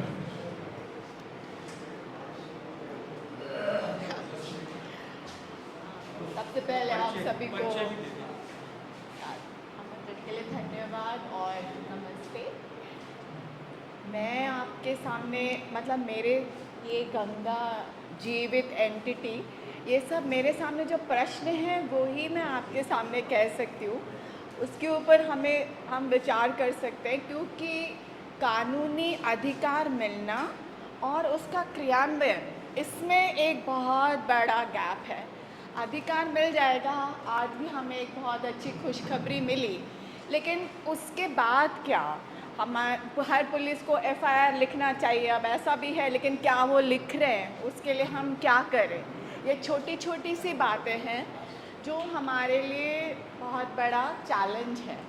और जो जीवित माँ, मतलब माँ जीवित हो या मौत, ऐसे भी किसी ने कहा, लेकिन नदी तो जीवनदायिनी है, तो वो उसका जीवित होना माने उसको बहना चाहिए, उसको बहने का अधिकार है, तभी वो जीवन दे पाएगी। नदी से नाला कब यमुना बन गई हमें पता भी नहीं चला। बहुत सारे शांतिवन और कुछ उसके किनारे तब बन रहे थे, लेकिन इंडस्ट्री आई, और इसलिए मुझे लगता है कि हम यहाँ जो बात कर रहे हैं वो आस्था और विज्ञान और आधुनिकता और विकास, ये सबको जोड़ना और उसके बीच का रास्ता निकालना। क्योंकि विकास के नाम पर बहुत कुछ होता है, लेकिन उसे कहाँ रुकना पड़ेगा, कहाँ पे विकास, ज़्यादा विकास नहीं चाहिए, अब हमें यहाँ पे रुकना है क्योंकि हम मानवता ही खोते जा रहे हैं, या हम विकास के नाम पर किसी और की तरफ ध्यान। विकास का मतलब ज़्यादा पैसा, विकास का मतलब हवाई जहाज़ और ये और इंफ्रास्ट्रक्चर। तो ये वाली अवेयरनेस मैं हर किसी को कहूँगी कि इन सब चीज़ों को हमें याद करना पड़ेगा, स्मरण करना पड़ेगा कि हम तो खड़े थे, हम तो वहाँ भी खड़े थे, धारी देवी पे, धारी देवी में भी ये अकेला था जब वहाँ सैकड़ों महिलाओं को, इनकी वाइफ पत्नी सैकड़ों महिलाओं को लेके GD अग्रवाल साहब और हम सब वहाँ थे धारी देवी में, और उधर से वो पीटने मारने भगाने वाले सब पुलिस और सब थी, और जो हमें राज्य से बाहर निकाला तब तक उनको चैन नहीं आया। तो देखो ये जो दिन है, ये दिन उत्तराखंड को समझ में नहीं आते। जब भी हम टनल के खिलाफ लड़ रहे थे तब क्या हुआ, जब हम गंगा पे बांध बन रहे थे तब क्या हुआ, इन सब चीज़ों को याद करना पड़ेगा। ये गंगा का, हमारी माँ का गुस्सा है जो धराली में हुआ, और जो जलवायु परिवर्तन के कारण बादल फटे, और इन बादलों के फटने का अभी तो इतना ही हुआ है भोपाल, अभी और आगे ज़्यादा होगा। माफ़ करना, मैं तो सच बोले बिना मानता नहीं हूँ। तुम्हें मालूम है जोशीमठ में क्या हुआ था? कौन सी घटना मैं तुम्हें याद दिलाऊँ? हम तो उन घटनाओं को याद दिला रहे हैं जिनको भुगत के आए उत्तराखंड की। और हम एक ही बात कहते थे कि हिमालय की हरियाली और मेरी माँ गंगा की पवित्रता, दोनों का गहरा रिश्ता है। इस रिश्ते को समझ के यदि हम काम करेंगे तो हम आगे बढ़ेंगे। मित्रों, मैं अंत में बस इतना ही कहना चाहता हूँ। इसमें मैंने 5-6 उदाहरण दिए हैं, फिर कभी, क्योंकि ये यमुना वाले साथी ज़रा जाना चाहते हैं, रवि वगैरह, इनको ज़रा सुन लो, क्योंकि ये यहाँ काम कर रहे हैं दिल्ली में। और जो भाई जी ने बताए, स्वामी जी ने, उनको भी सुन लो पहले। हम लोग तो हैं ही, रात के 12 बजे तक यहाँ बैठे, हम तो कभी भी सुन लेना, पर बीच में मुझे ज़रा बोलना पड़ता है। तुम सवाल खड़ा करते हो तो फिर जवाब देने के लिए मुझे ही खड़ा होना पड़ता है, क्योंकि ये सारी नदियाँ मैंने ही दी हैं, देखिए।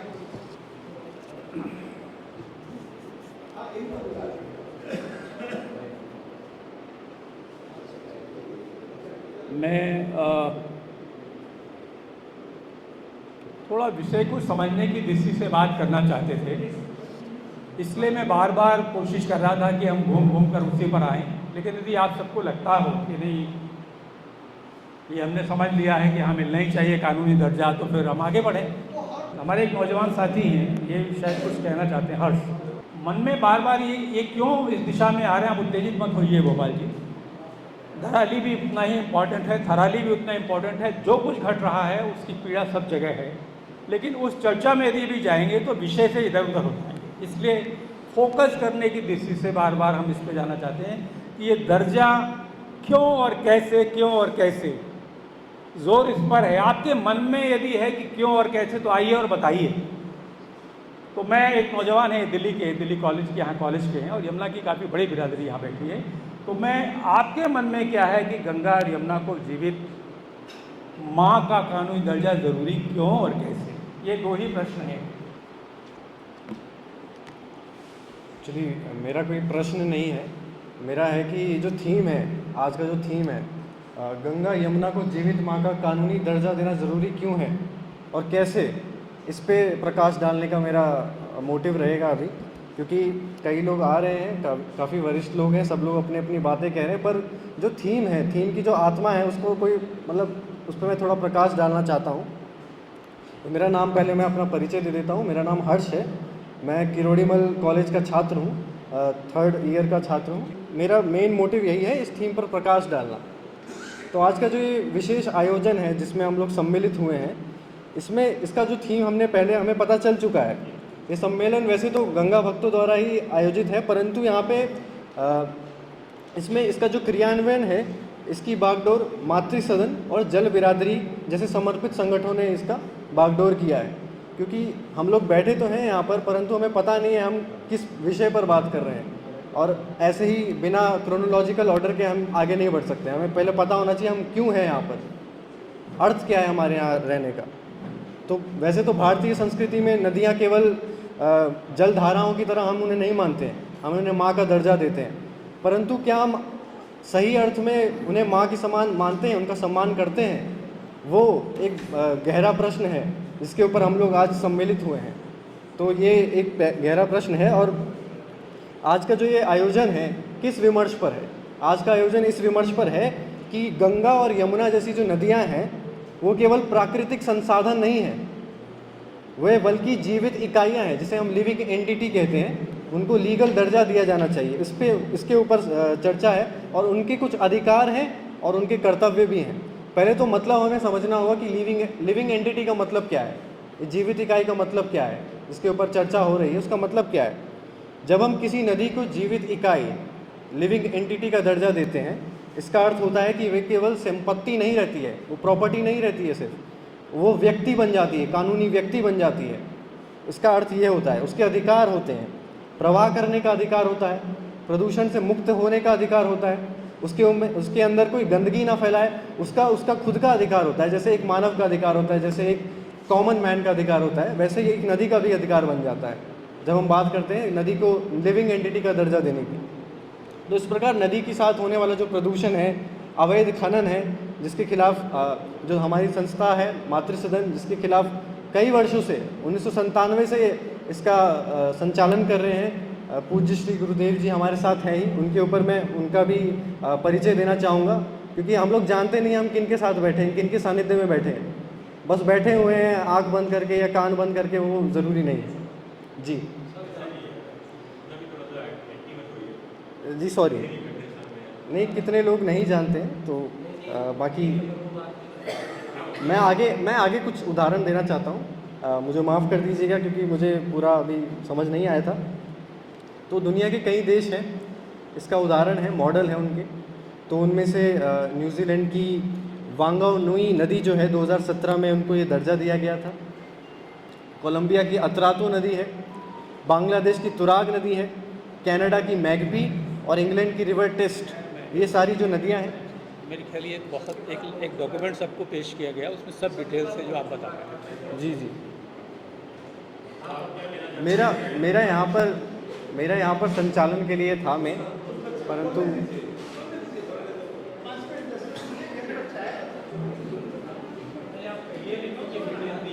जी डिटेल दी हुई है।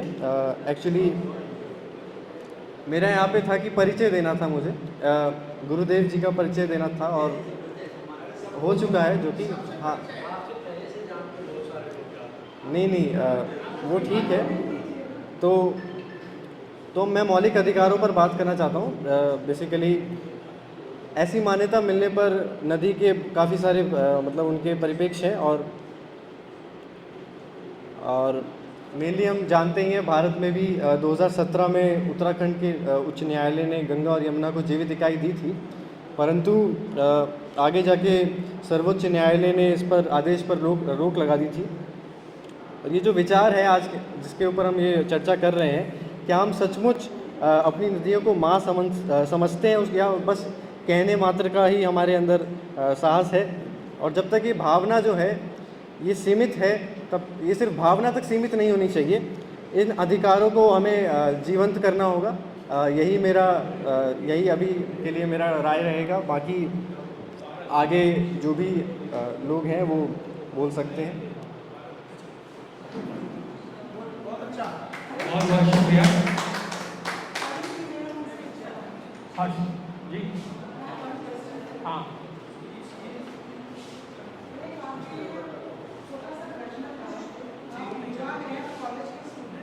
जी जी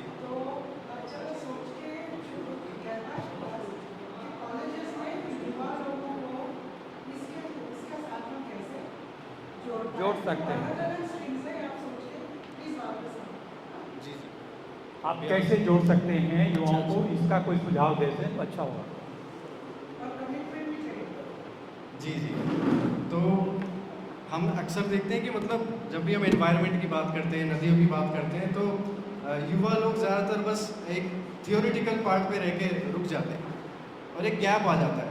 और ये गैप जो है, ये गैप बहुत बड़ा हो जाता है। वो एज का भी गैप होता है, उसके बाद एक अवेयरनेस का भी गैप होता है।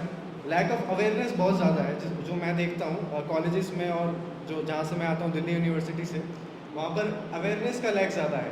नदियों के बारे में पता तो है लोगों को, पर उसका सॉल्यूशन, उसके ऊपर कोई डिस्कशन नहीं होता है। जैसे ऐसे सेमिनार जो हैं ये और होने चाहिए। गंगा और यमुना के जो मुद्दे हैं, लिविंग एंटिटी के जो मुद्दे हैं, वो उठने चाहिए कॉलेजेस में।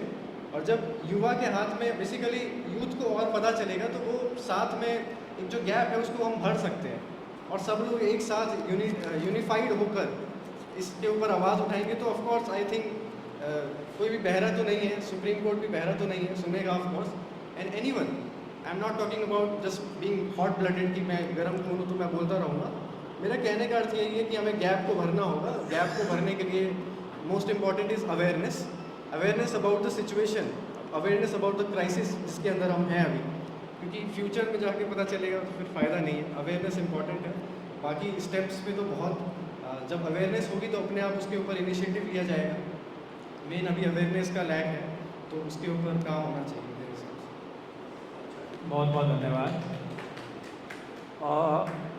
उत्तराखंड से रमेश जोशी जी का नाम मुझे बताया गया। रमेश भाई, आप यदि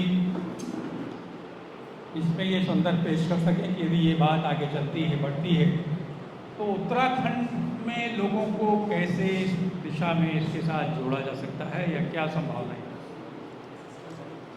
हमारे पूजनीय गुरु जी स्वामी शिवानंद महाराज जी, जिनको विगत एक लंबे समय से हम सभी लोग जानते हैं। बहुत समय पहले मैं सन 2014 में हरिद्वार आया था, तो स्वामी जी का हमारा एक तालमेल नहीं था, क्योंकि हम युवा थे, बहुत खून में उबाल था, कई विगत लंबे समय से राजनीति से जुड़े हुए थे।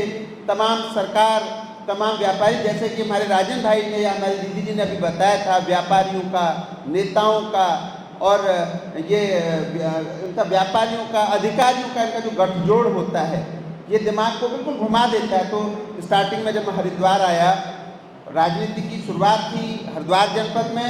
स्वामी जी एक लंबे समय से तपस्या कर रहे थे। आज मैं इनका बहुत बड़ा फैन हूँ। उत्तराखंड के अंदर सुराज सेवा दल का मैं प्रदेश अध्यक्ष हूँ। सुराज सेवा दल पूरे प्रदेश में एक बहुत जागरूक मंच है। तो स्वामी जी का और हमारा तालमेल नहीं था। हमने स्वामी जी के खिलाफ एक विद्रोह किया, लेकिन धीरे धीरे जब हमने स्वामी जी को जाना, तो हमने स्वामी जी को, ये आज हमारे कलयुग के भागीरथ हैं।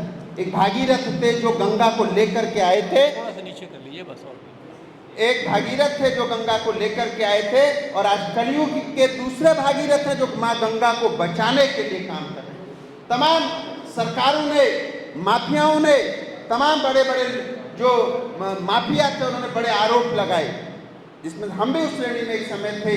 लेकिन जब हमने स्वामी जी को जाना, इनकी तपस्या को, जैसे कि हमारे राजन भाई जी से आज मेरा पहली बार परिचय हुआ है, इन्होंने तमाम चीज़ों पर जो बताया है, आज हमारे तन तन में, खून खून में रम गया है। तो मेरे प्यारे साथियों, आज जो सभी गंगा प्रेमी यहाँ पर एकत्रित हुए हैं, उनका तो मैं पहले तहे दिल से धन्यवाद करता हूँ, सादर अभिनंदन करता हूँ कि आप सब लोग यहाँ आए। अब माँ गंगा को जीवित माँ का दर्जा दिलाना है, ये हमारी एक लड़ाई है। स्वामी जी ने लड़ाई विगत 3 वर्षों से लड़ी है। हमारे जो स्वामी जी हैं ब्रह्मचारी जी, पहले क्या था कि वकील भी, मैं सभी वकीलों के लिए नहीं कहता हूँ, किसी के मन को ठेस भी पहुँचे तो मैं माफ़ी मांगूंगा, लेकिन पहले क्या होता था, सरकार वकीलों को मैनेज कर लेते थे। कई बहुत वकील आते थे, स्वामी जी जब अपनी जो PIL दाखिल करते थे उसको घुमा दिया जाता था। जिस प्रकार से भी हमारे ब्रह्मचारी जी स्वामी जी ने बताया कि एक जो जनरल थे उन्होंने तो आदेश ही मतलब अपने उस पर लिख करके पारित करा दिया, ऐसे हालात थे उत्तराखंड में। अब हमारे भी जो हमारे स्वामी जी जब PIL दाखिल करते हैं तो उस PIL के बाद में मुझे आज भी याद है, आज से लगभग 1-1.5 महीने पहले chief justice of high court के एक जज साहब की जब बहस हुई, पहले दिन स्वामी जी को भी घुमाने की कोशिश की। स्वामी जी ने तत्काल प्रभाव से अपने ज्ञान का सदुपयोग किया, उसकी पूरी वीडियोग्राफी मांग ली। उसके बाद तमाम जो हमारे माननीय न्यायाधीश हैं उनको भी लगा कि स्वामी जी के सामने जो होगा वो सिर्फ सत्य होगा, उनके साथ छल नहीं होगा, उनको घुमाया नहीं जाएगा, उनके साथ किसी भी प्रकार की कोई भी चीज़ें स्वीकार नहीं की जाएंगी। तो आज हमारे पास हम इस माँ गंगा को जो हम जीवित माँ का दर्जा दे रहे हैं, ये कैसे मिलेगा? हमारी जो सबसे बड़ी चर्चा है, जो हमारे अभी धराली और खराली की हमारे गोपाल भाई ने बात की थी, जिसका उत्तर हमारे राजेश भाई जी द्वारा दे दिया गया था, फिर भी मैं इस पर दोबारा से मैं इस पर सभी लोगों से विचार विमर्श करता हूँ कि जो जीवित माँ का दर्जा देने के लिए एक जन आंदोलन खड़ा करना पड़ेगा। माननीय न्यायालय ने, सुप्रीम कोर्ट में आज एक बहुत बड़ी जीत हुई है। इस जीत का पूरे प्रदेश में नहीं बल्कि पूरे देश में जश्न मनाना चाहिए और वो अपने अपने लोगों से, अपने अपने कार्यालयों पर, अपने अपने क्षेत्र में, अपनी अपनी विधानसभाओं में जितने लोगों को बता सकें उनको बताइए और जश्न को मनाइए।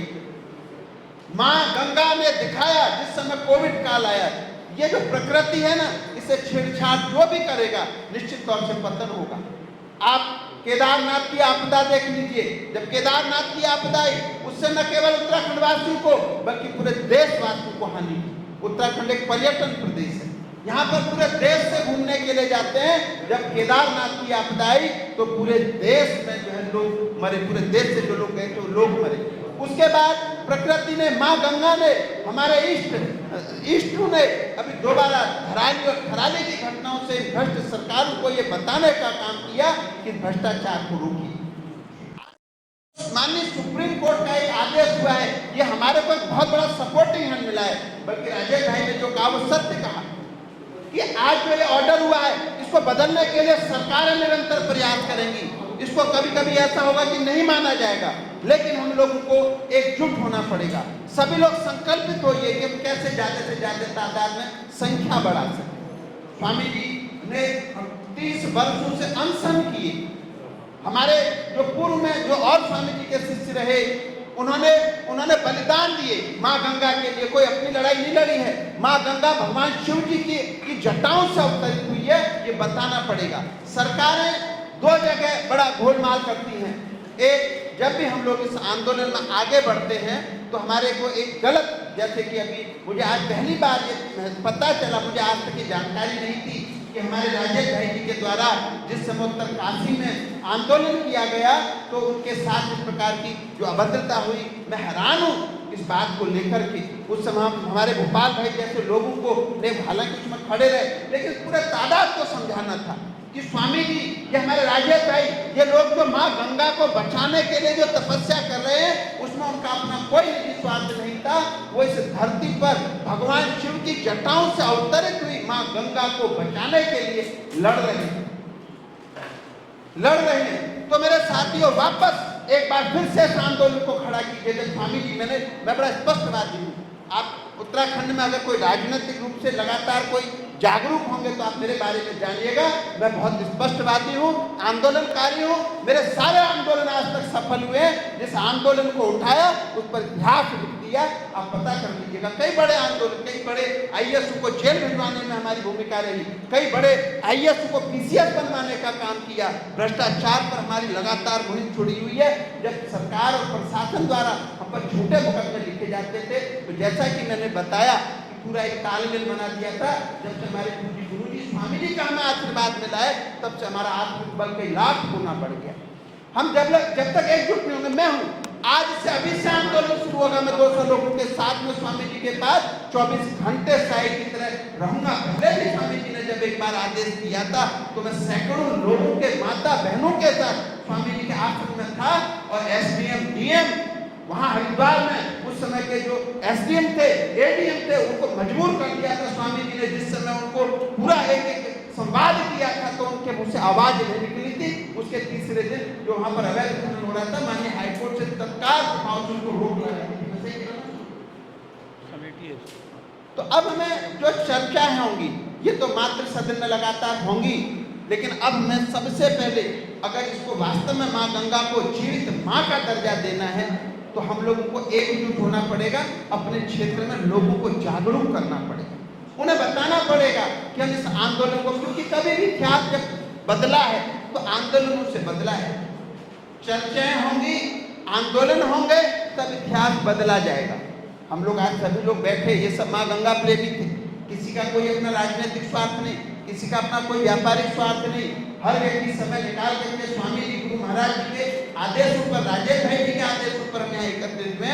तो आप सभी मेरे प्यारे साथियों, हमारी माँ बहन दीदियाँ, हमारे तमाम लोग जो यहाँ पर आए हैं, एक संकल्प लेकर के जब तक हम यहाँ से बाहर नहीं निकलेंगे कि माँ गंगा को जीवित माँ का दर्जा दिलाने के लिए हम कम से कम 100 लोगों को एकजुट करें। और जब अब की बात स्वामी जी या स्वामी जी की टीम का कोई भी व्यक्ति अनशन पर बैठे तो एक व्यक्ति 100 आदमियों के साथ उनके आश्रम में उनको सपोर्ट करने के लिए खड़ा हो जाए। तो मैं गारंटी देता हूँ 3 महीने के अंदर जो हम चाहेंगे, यहाँ लगभग आज 60-70 लोग एकत्रित हुए थे, जबकि अभी अचानक में ही 1-2 दिन से ही पता चला था कि लगातार 1 महीने इसको इसी प्रकार से जागरूक किया जाए और 1 महीने इस पर मेहनत की जाए।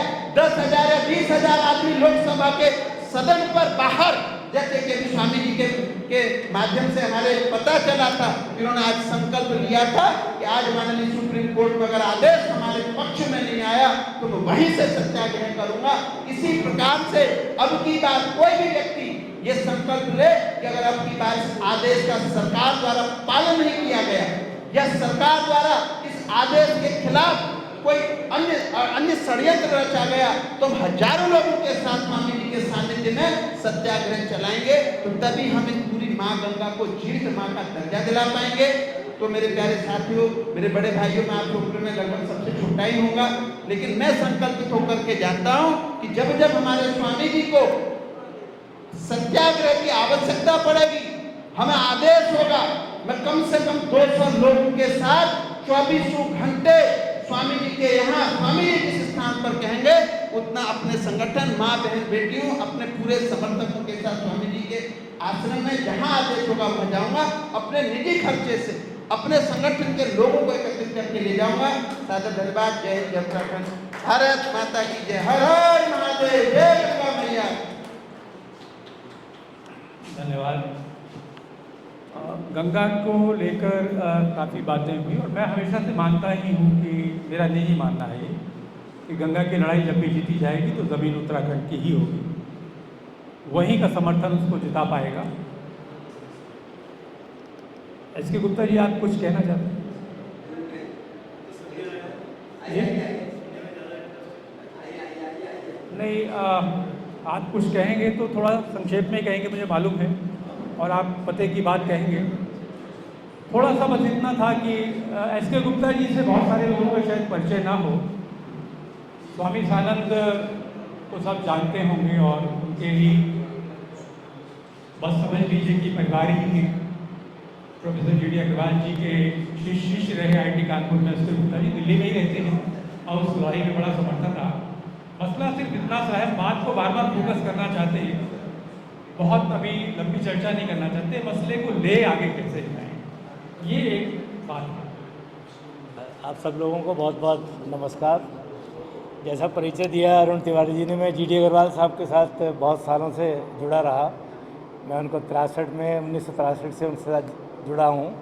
मैं उनका विद्यार्थी था आई.टी. कानपुर में, और उसके बाद फिर मैंने एक संस्था बनाई थी एनवायरोटेक, उसमें वो मेरे साथ कार्य करते थे और 2018 तक मैं उनके साथ समझिए लास्ट मिनट तक उनके साथ जुड़ा रहा। उनके साथ संपर्क में रह के बहुत कुछ सीखा और 2004-05 से गंगा जी का जो उन्होंने अभियान शुरू किया था, तब से मैं ताकि क्लोजली उनके साथ लगा रहा, उनके बारे में, उनके विचार जो थे उनके बारे में जानता रहा और समझ को अपनी बढ़ाता रहा। और स्वामी जी के संपर्क में आया, राजेंद्र भाई के संपर्क में आया और बहुत लोगों के संपर्क में आया जिन्होंने गंगा जी के लिए अपना तन मन धन लगा दिया। एक बात मैं ये कहना चाहता हूँ कि जो जी डी अग्रवाल साहब ने, राजेंद्र भाई ने भी जिक्र किया कि हमें अपने कोई भी संघर्ष करना हो तो उसको बहुत उद्देश्य पूर्ण बनाना चाहिए, बिल्कुल छोटा बनाना चाहिए उद्देश्य को, और उसकी उद्देश्य की प्राप्ति होने में ज़्यादा उम्मीद रहती है। 2008 में जब जी डी अग्रवाल साहब ने गंगा जी की लड़ाई शुरू की तो संपर्क तो बहुत बड़ा था कि गंगा जी को संरक्षित करना है, गंगा जी की जो अविरलता निर्मलता है उसको संरक्षण करना है। अब कैसे हो, गंगा के ऊपर अतिक्रमण बहुत तरह के थे, लेकिन उन्होंने अपनी मांग को बहुत सीमित रखा। 2008 में सिर्फ एक मांग रखी, जिसका मैंने उनसे पूछा कि आपने इतनी छोटी सी मांग क्यों रखी। कहा कि एक मांग रखूँगा तो शायद सरकार और किसी को देने में आपत्ति नहीं होगी। तो एक छोटी सी मांग रखी कि गंगोत्री से उत्तरकाशी तक का 135 किलोमीटर का जो क्षेत्र है उसको अगर नेचुरल फॉर्म में छोड़ दिया जाए। सिर्फ मेरी इतनी सी मांग है कि गंगा जी और सब जगह तो अतिक्रमण से प्रभावित हो गई, लेकिन ये ऐसा क्षेत्र है जहाँ पर अभी इसके ऊपर अतिक्रमण नहीं हुआ है। तो अगर सरकार इसको छोड़ दे तो कम से कम आने वाली पीढ़ी गंगा जी को अपने नेचुरल प्रभाव रूप में देख पाएगी। तो ये बात मनमोहन सिंह जी को बहुत घर कर गई। उन्होंने कहा कि मैं तो उन दिनों में काफ़ी लोगों से मिला था, अडवाणी साहब से भी मिला, तो अडवाणी साहब ने मुझे ये कहा कि इतनी छोटी सी मांग और हमारी सरकार नहीं पूरा कर सकती, जब तो वो विरोध उसमें थे, अपोजिशन में थे, बीजेपी में थे। लेकिन मैं उनसे जब मिला तो मैं उन बात से बड़ा प्रभावित हुआ कि देखिए ये आदमी भी कितनी समझ रखता है। और फिर जब जी डी अग्रवाल साहब ने हमें पृथ्वीराज चौहान जी के पास के माध्यम से मनमोहन सिंह जी को अप्रोच करने के लिए प्रेरित किया, तो मुझे याद है राजेंद्र सिंह जी ने उनकी बेटी के माध्यम से एक पत्र भिजवाया, शंकराचार्य जी का लिखा हुआ। उसमें यही लिखा था कि इतनी छोटी सी मांग को मांगने में क्या आपको आपत्ति हो सकती है। तो ये बात मनमोहन सिंह जी को बड़ी घर कर गई और उन्होंने कहा कि यार ये तो बहुत छोटी सी मांग है और हमारी सरकार अगर देश के लिए इतना भी नहीं कर सकती तो हम काहे की सरकार चला रहे हैं, किस अपने देश के लिए हम क्या कर रहे हैं। तो ये मांग बहुत जल्दी स्वीकार कर ली गई और सारे उस क्षेत्र को फिर इको सेंसिटिव जोन भी डिक्लेयर कर दिया गया और गंगा जी को राष्ट्रीय नदी का दर्जा भी दे दिया गया। तो उसके बाद वो बिल्कुल आराम से बैठ गए कि हाँ ये मांग स्वीकार हो गई और इसको अब मांग लिया जाए। लेकिन सरकार तो प्रेरित होती है डेवलपमेंट के लोगों से। ये जो लड़ाई है गंगा जी की या हमारे नेचुरल रिसोर्सेज के ऊपर जो अतिक्रमण हो रहे हैं, ये लड़ाई सरकारों की नहीं है, किसी पॉलिटिकल पार्टी की नहीं है। ये लड़ाई जो है विकास की है, जो विकास के नाम पे अंधाधुंध पैसा अर्जित करना चाहते हैं। ये लड़ाई उनकी हमारे धरोहरों के साथ है, हमारे नेचुरल रिसोर्सेज के साथ। तो ये कोई भी सरकार आए, इस लड़ाई को कोई नहीं रोक पाएगा। ये लड़ाई जो है हमें बहुत समझना होगा समाज में लोगों को कि लड़ाई हमारी किसके साथ है, किसी सरकार के साथ नहीं, किसी पॉलिटिकल पार्टी के साथ नहीं है। ये उस विकास की आंधी के साथ है और ये आंधी और बढ़ेगी क्योंकि टेक्नोलॉजिकल डेवलपमेंट इतनी तेज़ी से बढ़ रहा है, देश का नक्शा बदल रहा है, संसार का नक्शा पलट गया। अब ये और विकास का जो मार्ग है, जो इकोनॉमिक डेवलपमेंट का जो मार्ग हम लोगों ने चुना है, ये और तेज़ होगा। इस तेज़ी के साथ और जो हमारी चीज़ें हैं उन पर अतिक्रमण होगा। अभी तो आपने गंगा जी के ऊपर देखा है, नदियों के ऊपर देखा, आज हमने यमुना जी को भी जोड़ा। ये रुकेंगे नहीं है। तो अगर हमें अपने संघर्ष को अगर वो करना है तो हमें ये सोचना होगा कि इस संघर्ष को हम कहाँ पे किस तरफ केंद्रित करें। ये विकास की लड़ाई है, विकास जो कर रहे हैं उनके साथ आपकी लड़ाई है, किसी पॉलिटिकल पार्टी के साथ नहीं है। तो इसीलिए मेरे को लगता है कि हमें सरकारों से लड़ने की बजाय उसको सोचना चाहिए कैसे करें। इसीलिए जी डी अग्रवाल साहब ने आखिरी के दिनों में, राजेंद्र भाई जानते हैं बहुत अच्छी तरह से, पूज्य स्वामी जी जानते हैं, उन्होंने एक बात कही कि मैं रहूं या ना रहूं, आप लोग रहें या ना रहें, लेकिन अगर उसको पार्लियामेंट से एक कानूनी दर्जा मिल जाए गंगा के संरक्षण को, इसीलिए उन्होंने उस बिल की बात की थी कि गंगा संरक्षण बिल पार्लियामेंट से पास हो जाए तो कोई भी सरकार आएगी उसको बदल नहीं पाएगी। और अगर किसी कोर्ट में कोई जाएगा भी तो कोर्ट जो है उस बिल की संरक्षण में अपने आप को बचा पाएगी। कोर्ट कोई भी निर्णय देगा तो कहेगा ये तो पार्लियामेंट का पास करा हुआ बिल है, it is pass by the peoples of India. तो वो हमें उस बिल के ऊपर से ध्यान हटा के अगर हम ये और तरह की लड़ाई लड़ते रहेंगे तो शायद हम गंगा, यमुना या नर्मदा किसी भी नदी को नहीं बचा पाएंगे। तो मुझे लगता है राजेंद्र भाई, हमें उस बिल के ऊपर थोड़ा सा ध्यान दोबारा से केंद्रित करना चाहिए कि हमें इस लड़ाई को वहाँ तक ले जाना चाहिए कि जो आगे आने वाली पीढ़ियों तक उसको कोई हाथ ना लगा सके। और ये बात मैं बहुत अपने दिल से महसूस करता हूँ कि उस लड़ाई में हम पिछड़ गए, उनके जाने के बाद हम इस लड़ाई को थोड़ा भूल गए, लेकिन उस लड़ाई को रिवाइव करने की मुझे लगता है कि बहुत अति आवश्यकता है। और आपको याद होगा जी.डी. अग्रवाल साहब ने कहा था कि मैं चला भी जाऊँ लेकिन मेरे जाने के बाद इतने सारे लोग खड़े हो जाएंगे कि जो इस गंगा की रक्षा में काम करेंगे, गंगा के प्रोटेक्शन में काम करेंगे। मुझे लगता है कि हमें अपनी मांग को दोबारा से विचार करना चाहिए कि हम कौन सी मांग रखें जिससे आगे आने वाली पीढ़ियों तक उसका बचाव हो सके। और इस बात से थोड़ा मैं असहमत हूँ एक बात से कि जीवित माँ का दर्जा, माँ तो माँ होती है, जीवित या मृत का क्या मतलब है? क्या हम मृत माँ के साथ प्यार नहीं करेंगे?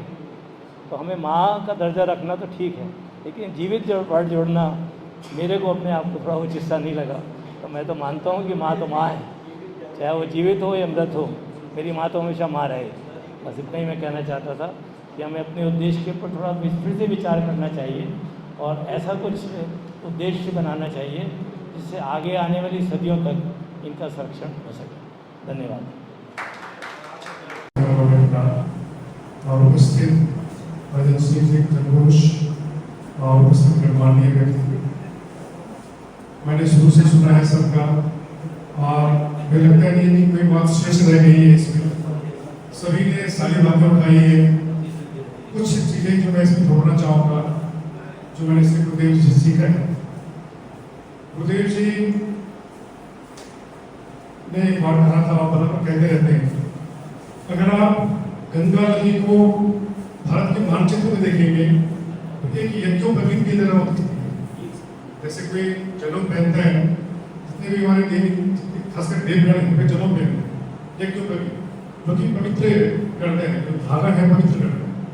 वैसे ही ये जो गंगा नदी है यज्ञोपवीत की तरह भारतवर्ष में है, उस मानचित्र में आप देखेंगे। और जैसे कुछ लोगों ने ये बात उठाई है कि सभी नदियाँ महत्वपूर्ण हैं, नर्मदा है, कावेरी है, गोदावरी है, जितनी भी नदियाँ हैं सभी महत्वपूर्ण हैं, परंतु गंगा कुछ विशेष है। और हमें ऑप्टिमिस्टिक होना चाहिए, हमें आशावादी होना चाहिए, पॉजिटिव होना चाहिए। आप गंगा और यमुना दो नदियों के ऊपर अगर आप जीत हासिल करेंगे तो बाकी नदियों के लिए भी हम आवाज़ उठाएंगे और सुनी जाएंगे।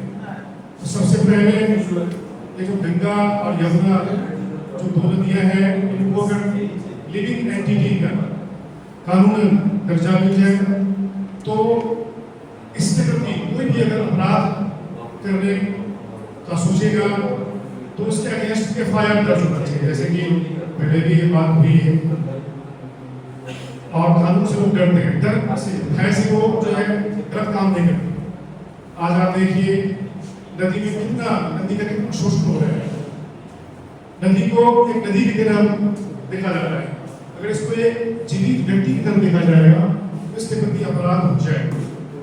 इसलिए यहाँ जो उपस्थित लोग हैं ये लोग ऐसे हैं जो किसी संगठन का नेतृत्व कर रहे हैं और एक संगठन में कई सारे सदस्य होते हैं और कई सारे संगठन एक साथ आकर यह आवाज उठाएं और इसके लिए संघर्ष करें और इसको एक जन आंदोलन के रूप में आगे बढ़ाया जाए। जब तक पूरी जनता लागेगी नहीं, जब तक पूरी जनता की आवाज नहीं उठेगी, तब तक ये आवाज सुनी नहीं जाएगी। जैसे कि आप आए दिन देखते रहते हैं कुछ न कुछ ऐसी घटनाएं घट रही है।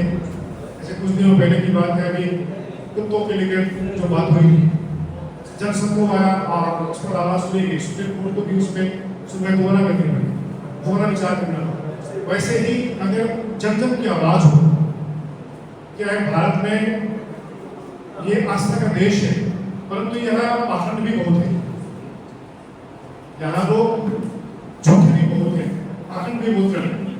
एक तरफ गंगा मां कहते हैं और दूसरी तरफ गंगा को प्रदूषित करते हैं, क्योंकि नैतिकता नाम की चीज नहीं है। इतने पाखंड बड़ा बड़ा, हमें इस पाखंड को दूर करना होगा, हमें इस मिथ्या दृष्टि को दूर करना होगा कि गंगा एक बहती नदी है। बस वेदों में है, गुरुदेव बोलते रहते हैं, पुष्पेरी मातरा, जल माता है।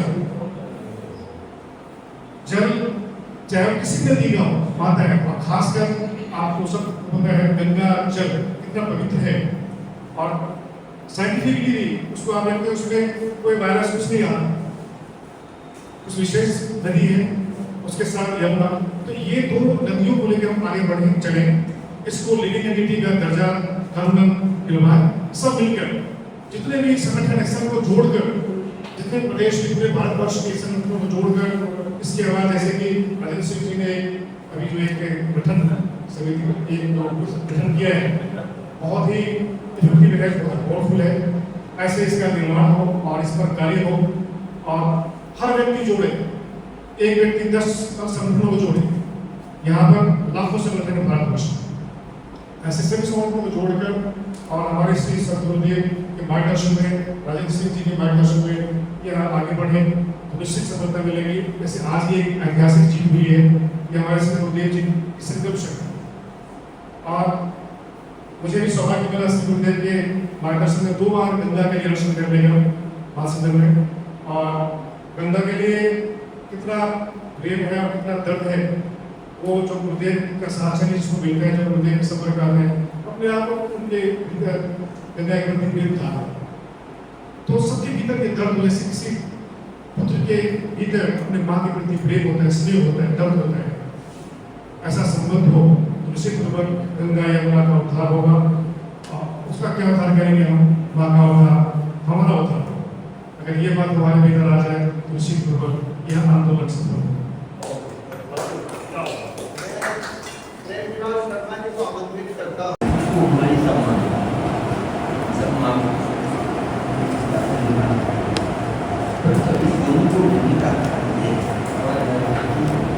लड़ाई करते हैं ज़्यादा मिसाल भी एक पॉइंटेड थी जो मेन थी, तब पर हासिल करेंगे।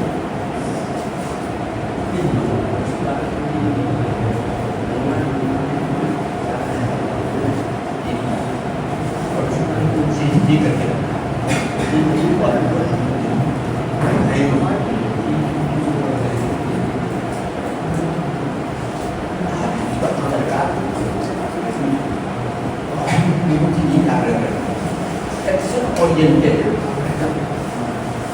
ये होना चाहिए कि माता करना है दूसरे बातों में तो एक्सेस ओरिएंटेड हमारा क्या है, ग्रोथ होना चाहिए, उस पर भी बेचना है। ये बोलने वाले हम क्या करते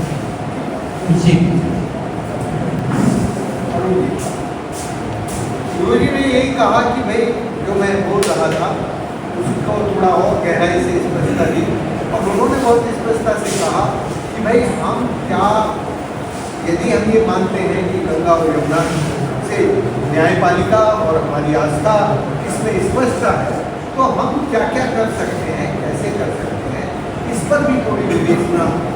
दूसरे नंबर पर कराना है तो दूसरे पर करा लेना, लेकिन यदि कुछ लोग साथ के साथ दोनों चीज़ों को करेंगे तो रख लेंगे। बहुत बहुत धन्यवाद। मेरे ख्याल एक ठोस आधार संजय जी, एक ठोस आधार ये है कि नैनीताल हाईकोर्ट